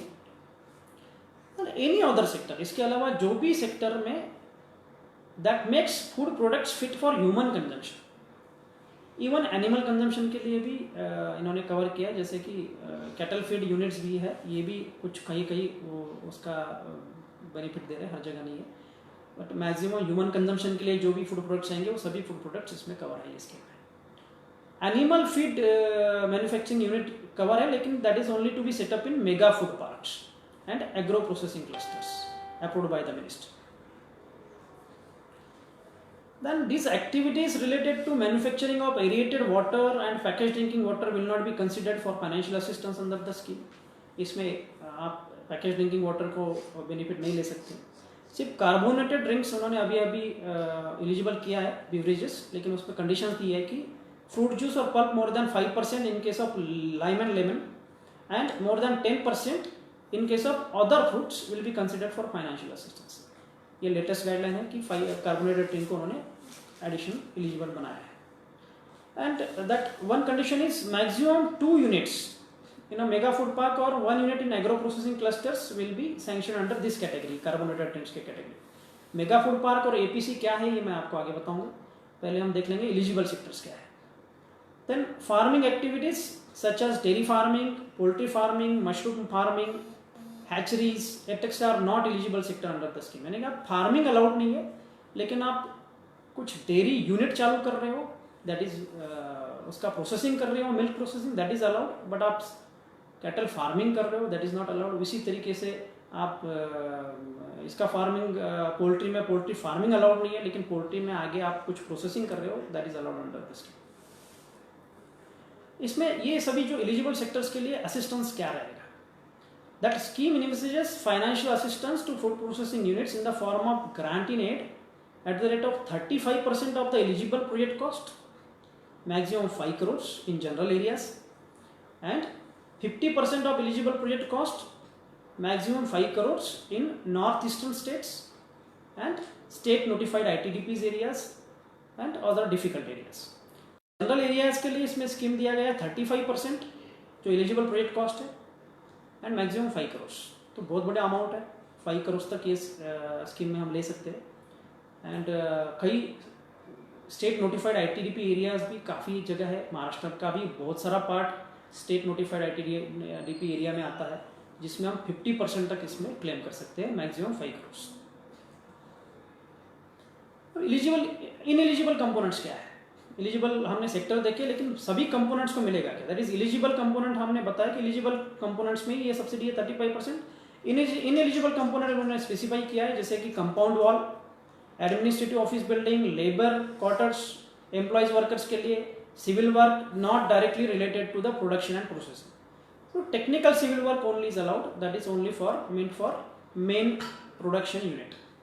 Then cost of land is not eligible, fuel consumables, spare parts stores not eligible, computers, ACs, personal office furniture, personal transport vehicles, second hand old machines, refurbished machine is not eligible, and expenditure on painting of machinery is not eligible. These are the eligible components. Stationary items, pre-operative expenses, consultancy fees, margin money, working capital, contingencies, and expenditure made by the applicant on eligible project cost before the date of issue of sanction or approval letter by the ministry shall not be considered as a part of eligible project cost.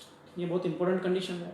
कभी कभी हम लोग construction और कुछ खर्चा चालू करते थे, बैंक को फाइल सबमिट करते थे और हमारा कंस्ट्रक्शन, बिल्डिंग कंस्ट्रक्शन और या कोई मशीनरी का ऑर्डर दे देते हैं, ये सब एलिजिबल नहीं होगा। मिनिस्ट्री ने जब आपको सैंक्शन लेटर इशू किया है, उसी डेट के आगे का इन्वेस्टमेंट आपको एलिजिबल कंसिडर किया जाएगा। ये बहुत इंपॉर्टेंट कंडीशन आपको ध्यान में रखना है। IMAC कमेटी एक होता है मिनिस्ट्री का, जो कॉर्पोरेशन मिनिस्ट्री है, वो फाइनल अथॉरिटी है ये सैंक्शनिंग देने के लिए। सो अब एलिजिबल प्रोजेक्ट क्या है? जो इनएलिजिबल कंपोनेंट छोड़ते हुए बाकी सभी प्रोजेक्ट कंपोनेंट जो फिक्स कंपोनेंट है includes cost of plant machinery and technical civil work including applicable taxes. ये बहुत इंपॉर्टेंट है, यानी कि आपका GST के साथ जो रकम रहेगी उसके ऊपर पूरा आपको कैलकुलेशन इसका एलिजिबल कंपोनेंट का होगा। GST इंक्लूड करते हुए आप cost of plant and machinery और technical civil work eligible consider किया जाएगा।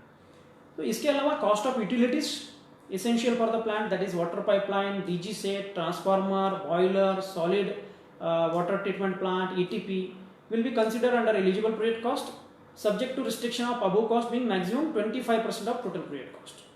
So maximum 25% तक आपको ये बाकी के कंपोनेंट यूटिलिटीज जो जरूरी है उसका रिस्ट्रिक्शन दिया गया है 25% off total project cost, that also considered under eligible project cost. Eligible project cost workout होगा और उसका 35% या 50% आपको अमाउंट मिलेगा फूड मिनिस्ट्री से। अब ये अमाउंट जो मिलता है ये that is a front ended subsidy. ये आपको बहुत इंपॉर्टेंट है। ये स्कीम बहुत अच्छी स्कीम इसके लिए है कि बाकी सभी स्कीम जहाँ तक मैं जानता हूँ स्टेट गवर्नमेंट के भी सभी स्कीम जो मैंने आपको पहली स्कीम शेयर की वो that is not a cash subsidy, that is a reimbursement subsidy. आपको 10 साल 8 साल जो भी एलिजिबल पीरियड है उसमें क्लेम करना है। बट ये जो है ये आपको प्रोजेक्ट बनाते हुए that is called front ended subsidy, project implementation करते हुए स्कीम सब्सिडी मिलती है। ये इसके वजह से आपका खुद का इन्वेस्टमेंट और बैंक का टर्म लोन का एक्सपोजर बहुत कम हो जाता है। So this is a wonderful scheme being implemented by ministry of food processing industries, government of India. Eligible criterias है इसके, सभी लोग एलिजिबल नहीं है, इसमें कुछ क्राइटेरियाज है वो आपको फॉलो करना है। दैट इज प्रमोटर्स कैपिटल और इक्विटी कॉन्ट्रीब्यूशन, वो प्रोजेक्ट में मिनिमम 20% होना चाहिए प्रोजेक्ट कॉस्ट के, एक्सक्लूडिंग लैंड कॉस्ट। सो आपको मिनिमम खुद का पैसा लगाना है 20% of total project cost and 10% in general areas में 20% है, 10% है आपको कुछ डिफिकल्ट एरियाज में। Then second condition is term loan लेना है तो आपको मिनिमम 20% लेना है। ये जो प्लानिंग मैंने आपको शुरू में बताई कि आपका जो सोर्सेस ऑफ फाइनेंस है, मीन्स ऑफ फाइनेंस है, इसका प्लानिंग आपको शुरुआत में करना होगा। अगर आपने कोई फूड इंडस्ट्रीज डालने का प्लानिंग किया है कि आपको मिनिमम 20% टर्म लोन अवेल करना है bank and financial institutions. So any bank, any cooperative bank is eligible for it. So 20% term loan लेना ये कंडीशन है प्रोजेक्ट कॉस्ट के। Then only those proposals shall be eligible in which final sanction of term loan has been approved or accorded by the bank financial institution after the date of advertisement of EOI of this scheme. ये scheme के EOI के सभी scheme, ये जो scheme है ये open है, अभी आज भी ये ओपन है। इसका लास्ट डेट 31 मई है, लेकिन जनरली हर टाइम इसको रोल ओवर करती है। इसकी स्कीम के अंदर गवर्नमेंट को 400 यूनिट्स देना है पूरे इंडिया के ऑल ओवर इंडिया बेसिस। अभी तक सिर्फ 150 यूनिट अलॉट कर सकी है गवर्नमेंट। इसमें और अच्छा स्कोप है हमें ये स्कीम का बेनिफिट लेने के लिए। तो यूआई अभी ओपन है, यूआई होने के बाद ही आपका टर्म लोन का सैंक्शन होना चाहिए, ये भी ध्यान रखना है इसमें। कभी कभी यूआई बीच में कुछ पार्ट पीरियड के लिए इसका यूआई गवर्नमेंट क्लोज करती है कुछ कारण से, ज़्यादा पीरियड के लिए नहीं होता, लेकिन उस पीरियड का टर्म लोन सैंक्शन अगर होगा तो वो एलिजिबल नहीं होगा। अब ये सभी प्रोजेक्ट्स कहाँ होना चाहिए, ये बहुत इंपॉर्टेंट कंडीशन है।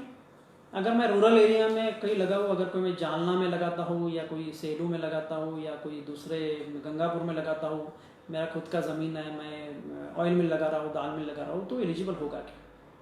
द इम्पोर्टेंट कंडीशन ये स्कीम के लिए है कि आपका प्रपोजल मेगा फूड पार्क और एग्रो प्रोसेसिंग क्लस्टर्स जो मिनिस्ट्री ने अप्रूव किए हैं उसी में ही ये प्रोजेक्ट लगने चाहिए।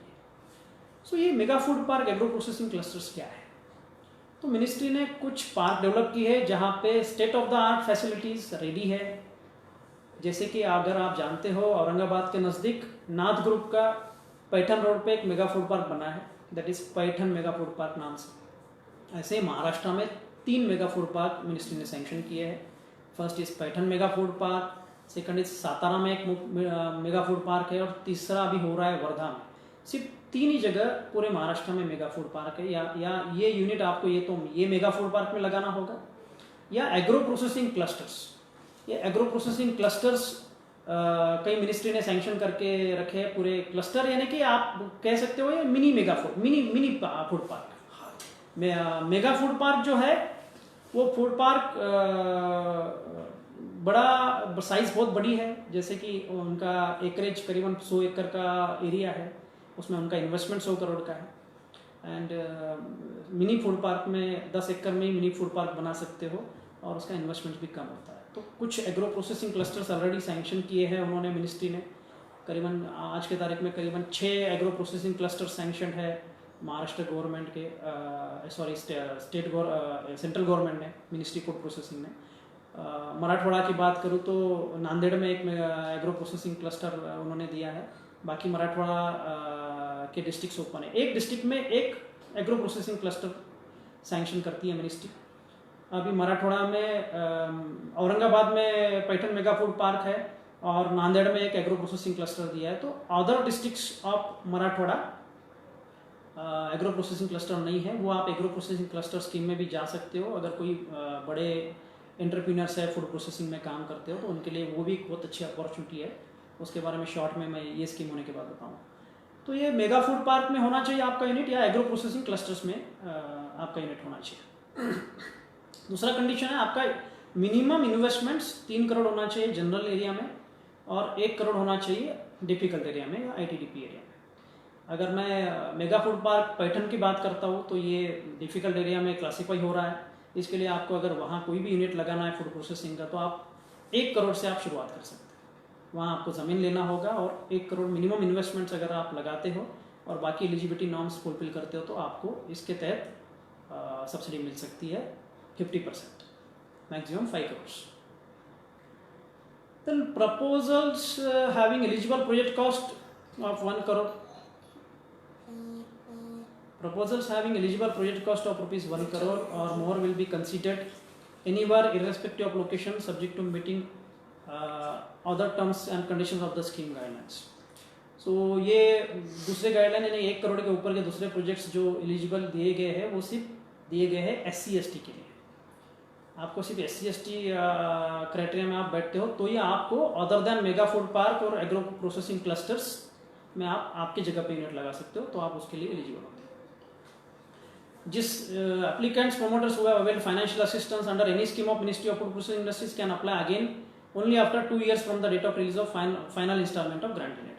तो दूसरे के लिए लेकिन उसका एक पीरियड है कि आपका पहले का स्कीम अगर आपने कुछ लिया है तो उसमें 2 साल का गैप होना चाहिए। Then mega food park and agro processing clusters approved by the ministry who are desires to set up units in their respective mega food park and agro processing cluster will be eligible for availing financial assistance for more than 1 unit under the scheme at any point of time. यानी कि अगर आप mega food park के promoter हो या agro processing cluster के promoter हो, तो एग्रो प्रोसेसिंग क्लस्टर के प्रमोटर भी एग्रो प्रोसेसिंग क्लस्टर के अंदर यूनिट लगाते हैं तो ये स्कीम में वो एलिजिबल होते हैं। तो what are the documents required? तो इसके लिए आपको डिटेल प्रोजेक्ट रिपोर्ट बनाना है detail project report as per ministry guidelines. वो प्रोजेक्ट रिपोर्ट बनाने के बाद आपको 20% बैंक लोन के लिए बैंक में सबमिट करना है, बैंक से अप्रेजल लेना है और सैंक्शन लेटर लेना है। तो इसमें अप्रेजल बहुत इंपॉर्टेंट कंडीशन है, जैसे कि आपने देखा 3 नंबर पॉइंट पे लिखा है बैंक अप्रेजल नोट। तो बैंक अप्रेजल नोट आपको कंपलसरी लेना है और उसके ये it is a final sanction letter के साथ bank appraisal note it is a compulsory document, उसके बगैर आप क्लेम नहीं कर पाओगे। देन 2 सर्टिफिकेट देना है चार्टर्ड इंजीनियर के, सिविल के लिए सिविल चार्टर्ड इंजीनियर सिविल से देना है सिविल कॉस्ट एस्टिमेट के लिए, और मशीनरी कॉस्ट जो भी प्रपोज किया आपने उसके लिए चार्टर्ड इंजीनियर मैकेनिकल से आपको एक सर्टिफिकेट लेना है। एक उनका प्रिस्क्राइब्ड अंडरटेकिंग का फॉर्मेट है, वो अंडरटेकिंग का फॉर्मेट में आपको अंडरटेकिंग देना है मिनिस्ट्री को। बेसिक रजिस्ट्रेशन डॉक्यूमेंट्स जो आपके कॉन्स्टिट्यूशंस के हैं वो देना है, and registered land allotment documents, जैसे कि मैंने कहा कि ये स्कीम की ज़मीन आपको कहाँ लेना है, यूनिट कहाँ लगेगा, मेगा फूड पार्क और एग्रो प्रोसेसिंग क्लस्टर। तो वहाँ पे जाके आपको पहले ज़मीन लेना है, उनसे ज़मीन का लैंड अलॉटमेंट का लेटर रजिस्टर्ड करना है, जैसे कि सेल डीड या लीज डीड जो भी रहेगा। तो वो लीज डीड रजिस्टर करने के बाद, वो रजिस्ट्रेशन होने के बाद ही आप ये स्कीम्स में अप्लाई कर सकते हैं। ये जैसे मैंने कहा कि ये फ्रंट एंडेड सब्सिडी है, कैश सब्सिडी है, तो आपको इसके इंस्टॉलमेंट्स 2 इंस्टॉलमेंट्स में मिलती है। तो first instalment of grant would be released after the firm has incurred 50% expenditure proportionately each from term loan and promoters contribution। यानी कि आपने promoters contribution का 50% पैसा लगा दिया और टर्म लोन जो भी सैंक्शन है उसका 50% आपने खर्चा कर दिया, तो आपको मिनिस्ट्री 50% ग्रांट रिलीज करती है। सो फिजिकल प्रोग्रेस आपको कमेंशरेट रखना पड़ेगा। एडवांस पेमेंट भी इसमें कंसिडर होते हैं मशीनरी के, ऐसा जरूरी नहीं कि मशीनरी इंस्टॉल होना चाहिए। फर्स्ट कभी भी शुरुआत का जो खर्चा होता है वो आपका बिल्डिंग पे ज़्यादा होता है, इस हिसाब से आपको फर्स्ट इंस्टॉलमेंट ग्रांट मिलेगी 50% की, और जो सेकंड इंस्टॉलमेंट जो बैलेंस ग्रांट है 50%, that second instalment of grant would be released only after confirming the commencement of commercial production through joint physical verification by the PMA, that is a project management agency होती है उनकी, and bank, and submission of document specified complying utilisation of 100% grant, 100% term loan as well as 100% of promoters contribution. Short में आपका पूरा investment उस stage में लग जाना चाहिए, 100% term loan and 100% promoters contribution, और यूनिट चालू हो गया, यूनिट इंस्टॉल हो गया, और आपने पूरा इन्वेस्टमेंट करके आपको सेकंड इंस्टॉलमेंट फिजिकल वेरिफिकेशन होता है, और पहला जो ग्रांट रिलीज होगा हो गया आपको मिनिस्ट्री की तरफ से, उसका आपको यूटिलाइजेशन सर्टिफिकेट भी देना होता है। तो आपको ये सेकंड ग्रांट मिल जाता है immediately after commencement of commercial production. ये हिसाब से बहुत अच्छी स्कीम है, 2 इंस्टॉलमेंट में पैसे आते हैं। मिनिस्ट्री ने इसके लिए स्पेसिफिक फंड अलॉट किया है, मिनिस्ट्री के पास इसके लिए अलोकेशन अच्छा है, फंड की कोई प्रॉब्लम्स नहीं है। इसका भी मॉनिटरिंग होता है, इसका भी टाइमलाइन है। आपको प्रोजेक्ट जो भी मिनिस्ट्री सैंक्शन देती है उसके बाद 18 मंथ्स में अप्रूवल लेटर के आपके पास ये प्रोजेक्ट कंप्लीट होना जरूरी है। इसका अगर कंप्लीट वो पीरियड में नहीं किया तो आपको एक पेनाल्टी लगा सकती है ministry, 1% of the approved grant in aid, जो भी ग्रांट इन एड अप्रूव हुआ है उसका 1% each months delay beyond the stipulated timeline of 18 months, but the maximum amount of penalty shall not exceed 10% of approved grant. Then ministry will periodically review the progress of the projects under the scheme, यानी वो सब हर जगह उनका ये होता है, checking होती है। आपको डॉक्यूमेंट्स 5 साल तक उनको बैलेंस शीट सबमिट करना होता है, तो इस तरीके से 5 साल तक प्रोडक्शन के बाद भी इसका मॉनिटरिंग होता है। ये बताया मैंने आपको स्कीम गाइडलाइंस किसान संपदा योजना के तहत फूड प्रोसेसिंग इंडस्ट्री का सेंट्रल गवर्नमेंट का स्कीम बहुत अच्छा है, और पहले मैंने आपको शेयर किया था स्टेट गवर्नमेंट का स्कीम जो सभी के लिए लागू है। अब ये 2 डिटेल में बताने के बाद छोटे छोटे 2-3 स्कीम है जो मैं शॉर्ट में बताना चाहूँगा, टाइम समय की मर्यादा ध्यान में रखते हुए। एक chief minister food processing policy भी चलती है महाराष्ट्र गवर्नमेंट के तहत। अगर आप फूड प्रोसेसिंग पार्क या मेगा फूड पार्क या एग्रो प्रोसेसिंग क्लस्टर में आप नहीं लगा पाए और खुद के ज़मीन पे लगाना आपको अनिवार्य है, या आप कुछ कारणवश आपके एरिया में ही लगाना चाहते हो, तो chief minister food processing policy के तहत आपको हर फूड प्रोसेसिंग यूनिट्स जिसका कन्वर्जन होता है, जिसका वैल्यू एडिशन होता है, कमोडिटी है उसका वैल्यू एडिशन करके आप कुछ नया प्रोडक्ट तैयार करते हो, उसके तहत आपको 30% of technical civil work and technical plant machinery आपको इंसेंटिव मिलता है। बट ये इंसेंटिव है बैक एंडेड, ये कोई फ्रंट एंडेड नहीं है, जैसे मैंने बताया आपको पूरा यूनिट का इन्वेस्टमेंट पहला करना है और उसके बाद ही आपको 30% मिलेगा। इसका मैक्सिमम कैप है 50 लाख। सो महाराष्ट्र में आप कहीं पे भी लगा सकते हो। जैसे मैक्सिमम कैप किसान संपदा योजना सेंट्रल गवर्नमेंट का 5 करोड़ है, तो इसका 50 लाख है। इसमें इन्वेस्टमेंट कम है लेकिन रिस्ट्रिक्शंस ज़्यादा नहीं है, आप यूनिट कहीं पे भी लगा सकते हो। सो इसमें 2 इंस्टॉलमेंट में आपको सब्सिडी मिलती है। जैसे कि फर्स्ट इंस्टॉलमेंट 50% का आपको मिलता है आपका यूनिट कंप्लीट होने के बाद। जब आपका इन्वेस्टमेंट हो जाता है आपको CA certificate, chartered engineer certificates और उनके रिक्वायर्ड डॉक्यूमेंट्स आपको सबमिट करना है। इस केस में उनका एक कंडीशन ऐसा दिया है कि आपका यूनिट कमर्शियल प्रोडक्शन चालू होने के बाद बेसिक एप्लीकेशन आ जाना चाहिए 2 महीने के पहले department of agriculture, state government of Maharashtra के पास। उसके बाद यूनिट आपका कंप्लीट होगा। यूनिट कंप्लीट होने के बाद आपको required documents, first claim of 50% subsidy के लिए क्लेम करना है। आपका 50% क्लेम उनका विजिट होने के बाद रिलीज हो जाएगा, यानी 50% 50 लाख अगर आपका एलिजिबिलिटी है तो 25 लाख।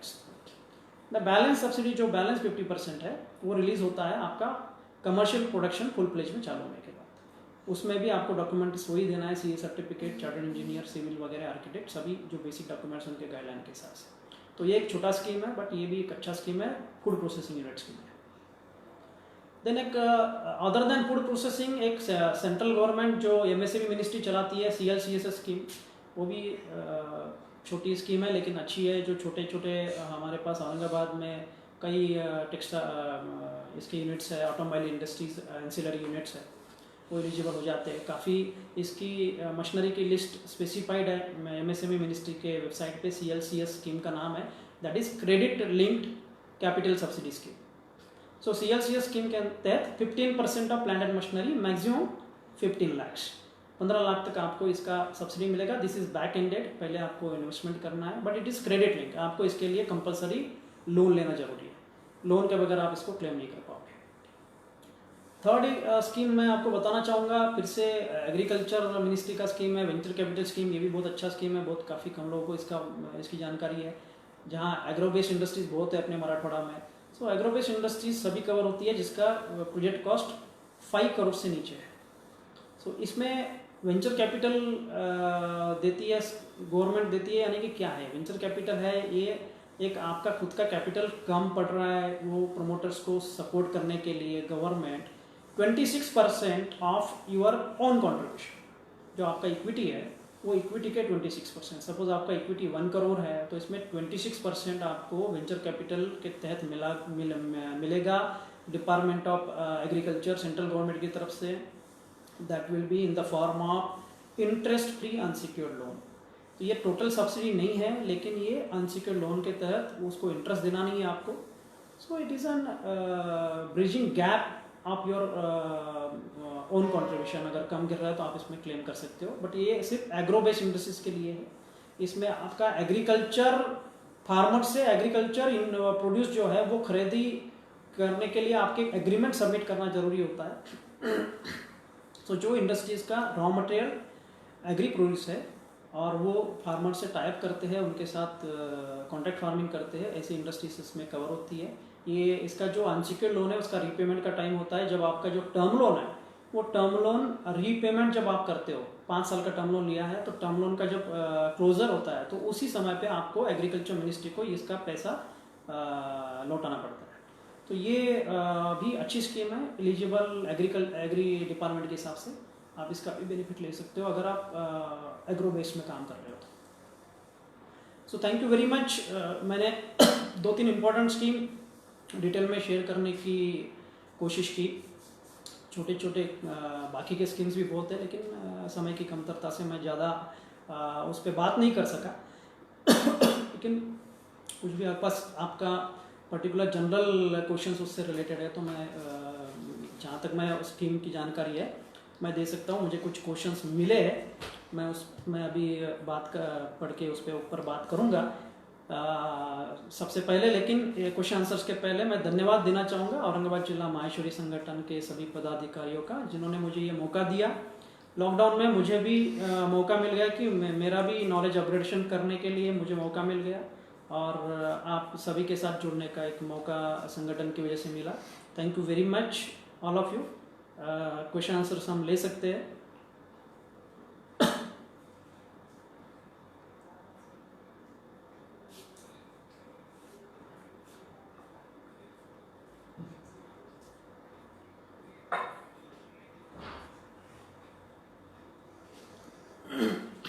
फोन पे क्वेश्चन है,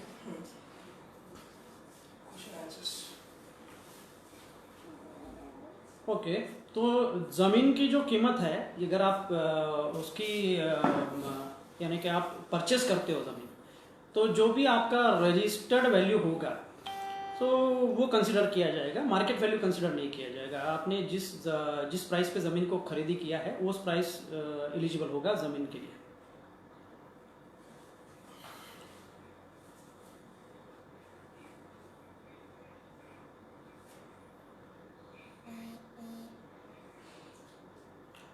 नहीं, ये क्वेश्चन मैं समझ करेक्ट है। डिफरेंट जीएसटी रजिस्ट्रेशन, नहीं, डिफरेंट जीएसटी रजिस्ट्रेशन लेने की ज़रूरत नहीं है। बिकॉज क्या होता है कि हम अगर 2 यूनिट एक ही कॉन्स्टिट्यूशंस में डाल रहे हो, पैन सेम नंबर है, सेम पैन नंबर है, तो नया यूनिट कंसिडर करते हुए आपको मिलेगा पर्टिकुलरली उस यूनिट के इन्वेस्टमेंट से लिंक होगा आपका सब्सिडी। यानी कि अगर आप 2 तालुका में अलग अलग इन्वेस्टमेंट करते हो तो उसका एलिजिबिलिटी सर्टिफिकेट अलग होगा। एलिजिबिलिटी सर्टिफिकेट के हिसाब से आपको कैलकुलेट करना है। सिर्फ इसमें आपको एक बात जरूरी है कि बुक्स ऑफ अकाउंट्स आपको अलग अलग रखना जरूरी होता है।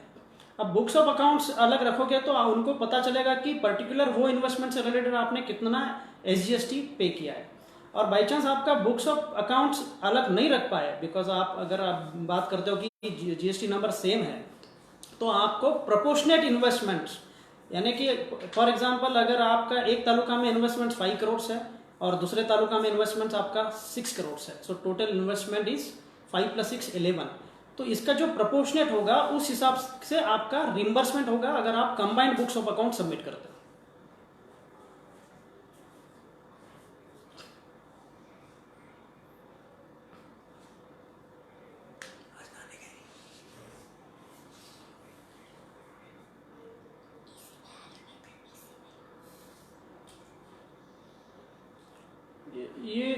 ये जो सबलीज है, सबलीज के ऊपर यानी जो ज़मीन का कॉस्ट आपका कंसिडर नहीं होगा, बिकॉज आपने ज़मीन सबलीज ली है। इसके ऊपर अगर आप कंस्ट्रक्शन करते हो सबलीज का परमिशन MIDC से लेने के बाद, और कंस्ट्रक्शन परमिशन लेके अगर हम MIDC में कंस्ट्रक्शन करते हो तो उसका कंस्ट्रक्शन अमाउंट और उसका मशीनरी अमाउंट इस सब्सिडी एलिजिबल होगी।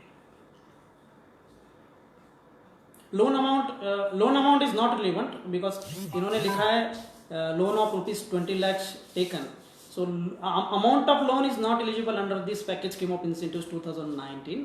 आप लोन कम ज़्यादा ले सकते हो आपके प्रोजेक्ट और वायबिलिटी के हिसाब से, बैंकर्स के हिसाब से। तो टोटल मशीनरी 90 लाख के ऊपर इनका एलिजिबल सब्सिडी कैलकुलेट होगा।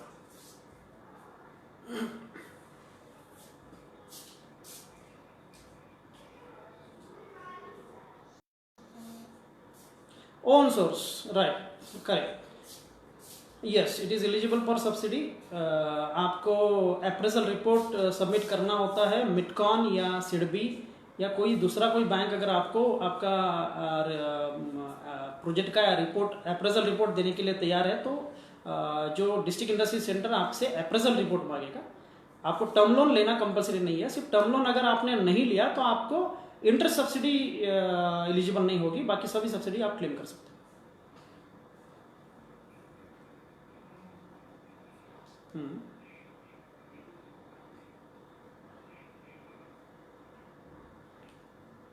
वीमेन स्कीम के लिए yes, it is FCI, because उन्होंने बताया fixed capital investments.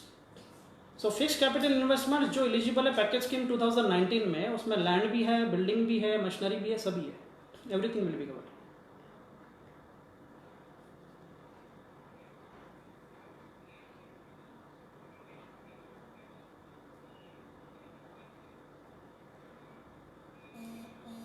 Yes, it is a good question। लेकिन जो मैक्सिमम सब्सिडी जहाँ दी है, जैसे कि विमन में 25% है, वहाँ 25% है, और यहाँ पे अगर आप 30% है तो 30% प्लस 25, ये 55% होगा। तो फूड प्रोसेसिंग पॉलिसी में एक जो महाराष्ट्र गवर्नमेंट के जीआर में दिया है कि आप 50% एंड अबू क्लेम नहीं कर पाओगे। सो आप दोनों जगह जाओगे, लेकिन उसका क्या पूरा कैप होगा 50%, ऑल सोर्सेस टुगेदर।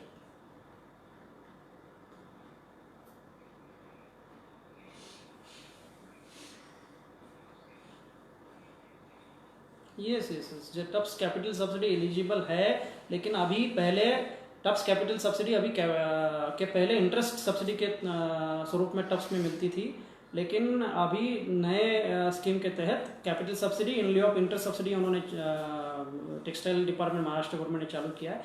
तो स्टेट गवर्नमेंट का जो इंडस्ट्रीज डिपार्टमेंट में जो सब्सिडी हम करेंगे पैकेज स्कीम ऑफ इंसेंटिव्स में, वो उसमें से डिडक्ट करके मिलेगा। यानी कि अगर आपका वो माइनस होने के बाद बैलेंस सब्सिडी बचता है PSI 2019 में, उतना आप अवेल कर पाओगे।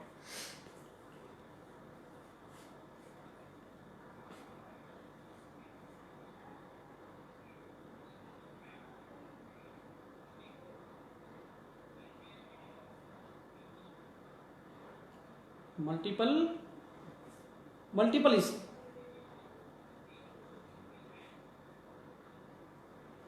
हाँ यस, इसी आप जो सिंगल पैन में एलिजिबल सर्टिफिकेट अलग अलग लोकेशन के लिए अलग अलग ले सकते हो, लेना ही पड़ेगा। बिकॉज जो आपका जो स्कीम होता है वो तालुका वाइज है।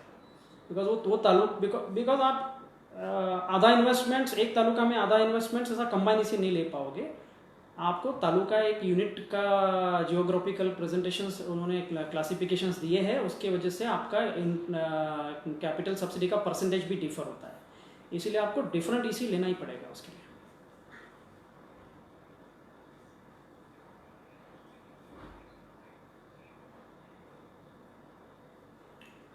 Yes, asset backed lab is eligible for subsidy subject to they will provide project appraisal report।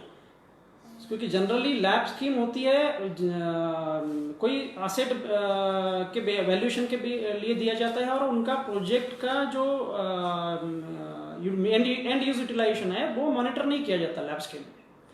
तो अगर लैब देने वाली कोई फाइनेंशियल इंस्टीट्यूट अगर प्रोजेक्ट अप्रेजल रिपोर्ट देने के लिए तैयार है वो पर्टिकुलर इंडस्ट्री के लिए, then it will be eligible.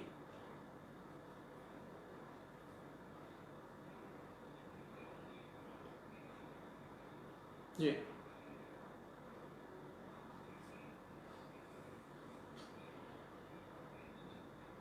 Okay okay right. Warehousing scheme बहुत अच्छी स्कीम चल रही है, दैट इज फ्रॉम नाबार्ड से रन होती है ये स्कीम। ये पूरे ऑल ओवर इंडिया के लिए है। सो इसमें अभी 31 मार्च तक GR उसका चल रहा था, लेकिन शायद लॉकडाउन होने के बाद, जब लॉकडाउन खत्म हो जाएगा उसके बाद ये GR फिर से आने के चांसेस है। इसमें वेयरहाउस के कॉस्ट और टनेज ऐसे दो हिसाब से उसको सब्सिडी का क्वांटिफाई किया जाता है। 25% off total investment in warehouse subject to maximum 750 rupees per metric ton. इस हिसाब से अदर देन वीमेन एंटरप्रेन्योर, यानी कि आप वीमेन के नाम पे, आपके मेल के नाम पे अगर गोडाउन है या कोई पार्टनरशिप फर्म के नाम पे आपको गोडाउन है, कंपनी के नाम पे गोडाउन है, तो आप क्लेम कर सकते हो 25% ऑफ द प्रोजेक्ट कॉस्ट, यानी कि पूरा investment, maximum 750 rupees per ton basis. इसमें एक कंडीशन, सेंट्रल स्कीम चलती है, yes. And this is also an credit link scheme. इसमें आपको कंपलसरी टर्म लोन लेना है 50%।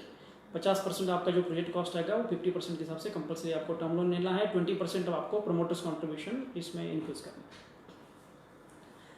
एंड कोल्ड स्टोरेज, नहीं सॉरी, मैंने वीमेन एंटरप्रेन्योर के बारे में बताया नहीं आपको। वीमेन एंटरप्रेन्योर में गोडाउन स्कीम में 33% of eligible investment, yes.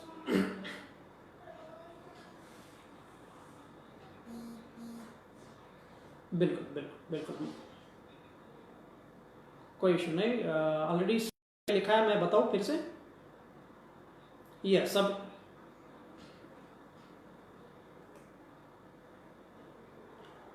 Right, इस स्लाइड पे मेरा टेलीफोन नंबर, ईमेल आईडी है, आप नोट कर सकते हैं।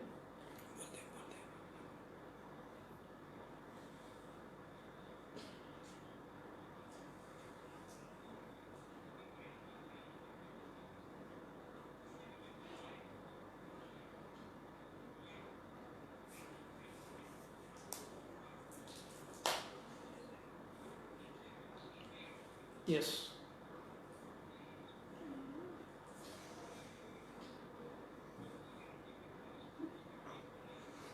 यस, ये सभी के ऑडियंस के हिसाब से। यस यस, सॉरी, लेकिन मैं स्टार्टिंग में टेक्निकल वजह से सभी लोगों के 10-15 मिनट वेस्ट हो गए। I am sorry for that. लेकिन आप बाद में कभी भी आप क्वेश्चन आंसर, आपके कोई भी इश्यूज आप मुझे पूछ सकते हो। I can definitely reply.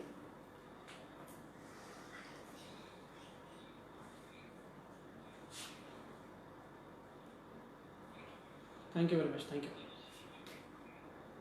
Thanks.